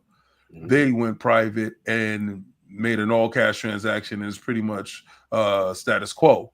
So that within itself is scary because you were able to skirt around the regulatory rules that everybody else has to be under, with the performance package and what you see things. And with addicts saying that they're basically taking a loan out against your debt, and if you don't perform, IPs is up for sale because they're not going to take a loss. But this is okay. Microsoft would have never been able to purchase ABK and then that debt that they had leverage that debt on it's just seeing it on the surface is terrifying because they aren't held to the same rules. So we're just going to find things out instead of things being presented ahead of time. So I don't know. I don't know what this means. I don't know what this means for Madden. I don't know. Watching Turkey Al-Sheikh, and he's part of the entertainment sector when it comes to Saudi Arabia. Is this the same dude going around dropping money in the UFC and stuff? Yeah. Well, remember, he started his own boxing league, and he scooped up Dana White. When you have enough FU money, you are not afraid of things, and you are okay to upset the apple cart. But there are hidden agendas, and after a year or two, those agendas are revealed. We're starting to see those agendas being revealed in boxing right now, and to the point where they're trying to abolish the Ali Act, which is set in place to save fighters. To have a pay scale that is greater than what was pre-existing. Mm-hmm. What does that mean for video games? What does that mean for EA as a whole? What does that mean as us as an industry going forward if there's no regulations in place and people are able to do as they wilt? I really am worried for the staffing structure that's at EA, with them being as bold as to say that AI is going to be a large functioning aspect of their company going forward. That put everyone on notice immediately, right? So again, is there severance packages? Will they, the stuff that we were all worried about before? I don't see not one person talking about how well, when they're fired, are they going to have medical and stuff like that? But again, this is me with my whataboutisms again. Mm-hmm. You guys have a different energy when it's a certain entity that has to when it's do a company you hate, right? When they have to do it above boards in front of the world. This is behind closed doors now. What happens here happens here, and that's where the fear for me goes. So I don't know what this holds for EA, but again, I was down when they had Genesis cartridges with the yellow tab on the side. I was down when Madden named John Madden Football was there, and I see how they did him. Yep, I seen how EA did John Madden in the John Madden estate. Will they be turned the same way? Real quick sidebar before we go. It's funny we said we follow EA. We bought 3DO because of EA. Yep. Remember, that was the best way to buy Guess Madden. what Trip Hawkins put out a couple months ago, not that long ago. He predicted they were selling on private. Word? Trip put the street on the street. I'm gonna send you the link when I get a chance. I was like, yo, Trip was on it. Yeah, he was wrong about the M2 and other stuff, but he was on it. M2 was straight fraud. That was a pump and dump system. He's fraudulent. He hit us with the Killzone trailer. Yeah. They took us. They wined us and dined us. That's the first time we got food. That joint that he showed us looked better than Forza Horizon. Right now, to this day. To this day. So wait, this is Trip. This is Trip only a couple years ago, right? This is not Trip back then saying that. Like a couple years ago, he put it out. Years ago. Oh, okay, Trip, so yeah, he put it out there. Like, I'm gonna reach back out. I'm gonna get Trip on, man. I want to talk to Trip. I bet you do. This is huge. We need to get him on right now. And I did tell him that he wined me and dined me. He did me dirty. Oh, we gonna give him smoke on that one. Yeah. So you got to get that. We went to that press conference. We need to get Trip and Phil Luminous on at the same time. Nah, I don't need to have. I don't need to have Phil Bogarts on. So we got to get Don Matrick, the Don, and the Don. Yeah, I would actually love to talk to Don Matrick. I would love to talk. But you know who we should get on? We should get Mikey Barrow on. Very spicy time right now for Mike. It's a very spicy time for Mike right now. I want to know what he say today, son. I want to know what he said today because he was popping. Let's just say he's been deading a lot of people in the street. Yeah, because your console's dead. So I want to know if he's gonna say your service is dead today. So I want to know what's up. Look, Mike, when Mike talk, everyone's listening. At it. Let the 5 people know where you at. Tell them what we got in store. We do our outros. You can find me on Twitter, Lord ILP. You can find me. I will be streaming Tactics when I get back on the hardest difficulty. So that's gonna be interesting because I don't normally play games on the hardest difficulty. Yeah, but this particular game, I'm going to do that. Why did he sound like the Dos Equis man? I don't normally. But when I'm playing... That was a ball. It was dope. Yeah, so it's going to be interesting. Well, once again, we'll probably go dark until we get back into the States, besides King. King, he's over there on Frontline Gaming. So definitely go over there and check King out over there. I want to thank everyone for getting us to Tokyo. It's been definitely an experience. And when we get back, we have a lot of content for you guys that we're going to do tremendously. You guys, I've been specifically recording stuff just to make content and stuff for you guys. So I hope you guys enjoy that. Shout out to the Realm, almost like a random, what is it, Wednesday for them? Thursday for us, because we're in the future. But random Wednesday and almost 500 people, say without any heads up.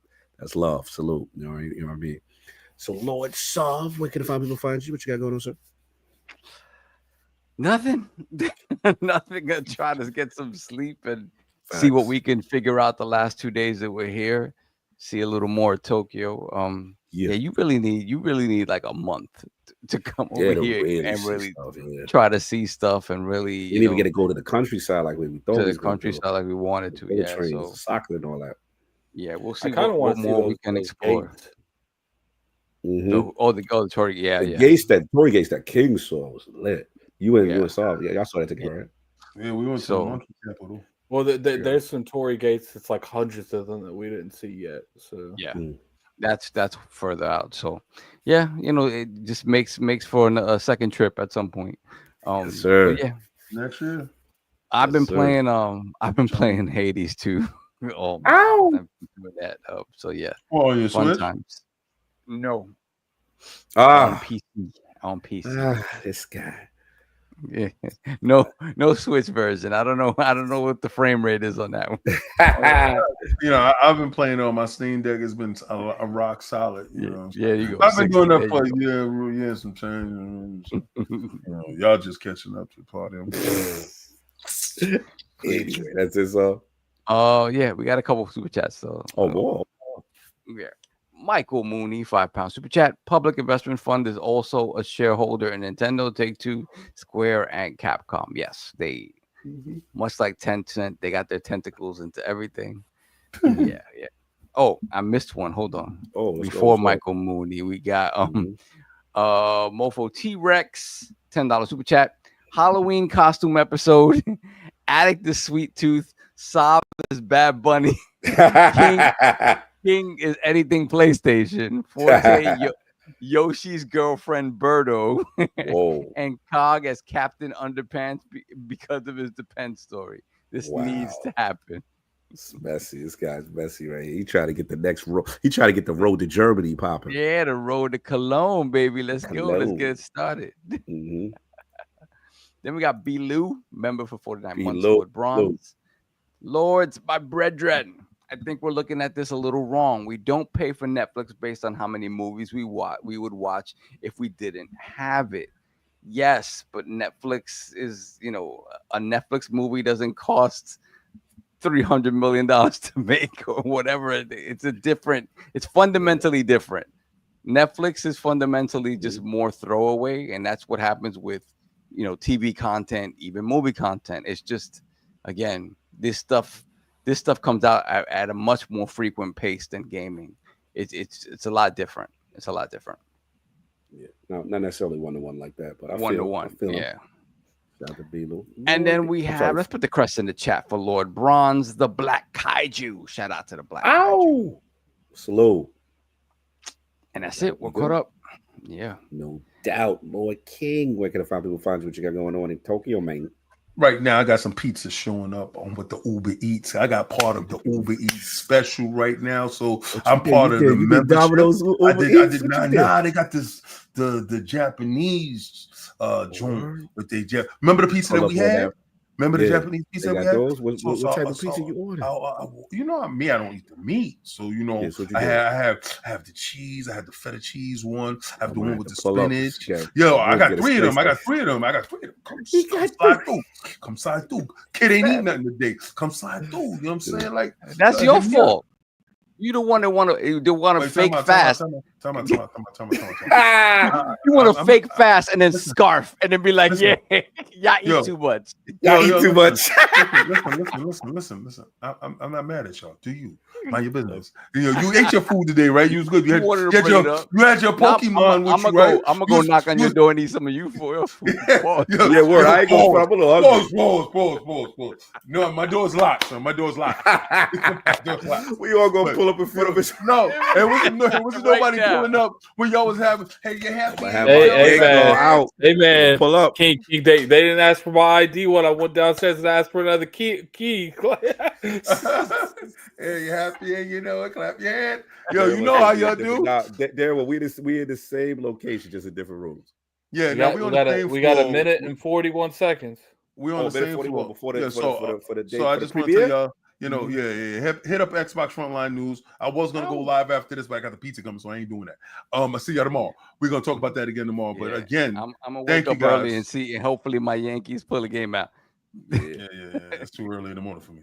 But God bless. Yo, look at that. They preparing my joint. My joint is about to leave. Awesome. Yo, need a slice. Yeah. That Uber Eats y'all lit need in nothing. Japan. Y'all need nothing. And they take cash out here, y'all. Yeah. Oh, they got. I don't feel like addressing one. The Isekai is probably open, right? Mine took PayPal. Isekai is actually open. Mine took PayPal. Like 3 a.m. Oh, I can get a churros. A minute. Churros. All right, cool. Anyway, I'm at peace. I'm getting a churros. Dad, of course, Lord Cocky, man. Appreciate y'all again. I hope y'all appreciate. We try to do these. Get shout out to King for really putting us on, and Attic for setting this one up as well. For just try to give you guys some content while we out here. We know this Sunday, obviously we won't be there because we still will be traveling, we'll be jet lag, so it won't be no ILP this Sunday. But we figured, hey, 2 shows, we had stuff to talk about. Obviously, we had breaking news, so that was cool. It goes support whatever you do. Please support the next thing that we do. We could talk about it because it's out now, right? We got this exclusive Fallout 76 interview. And yes, we did go live a little early today because we were going to do it tomorrow. And when we knew that news was dropping, we figured we might as well do it live on the show. Exactly. So we hope you guys enjoy the Fallout 76 Burning Springs expansion interview. You guys have a good one. Peace. Yeah, that was dope. Sinfully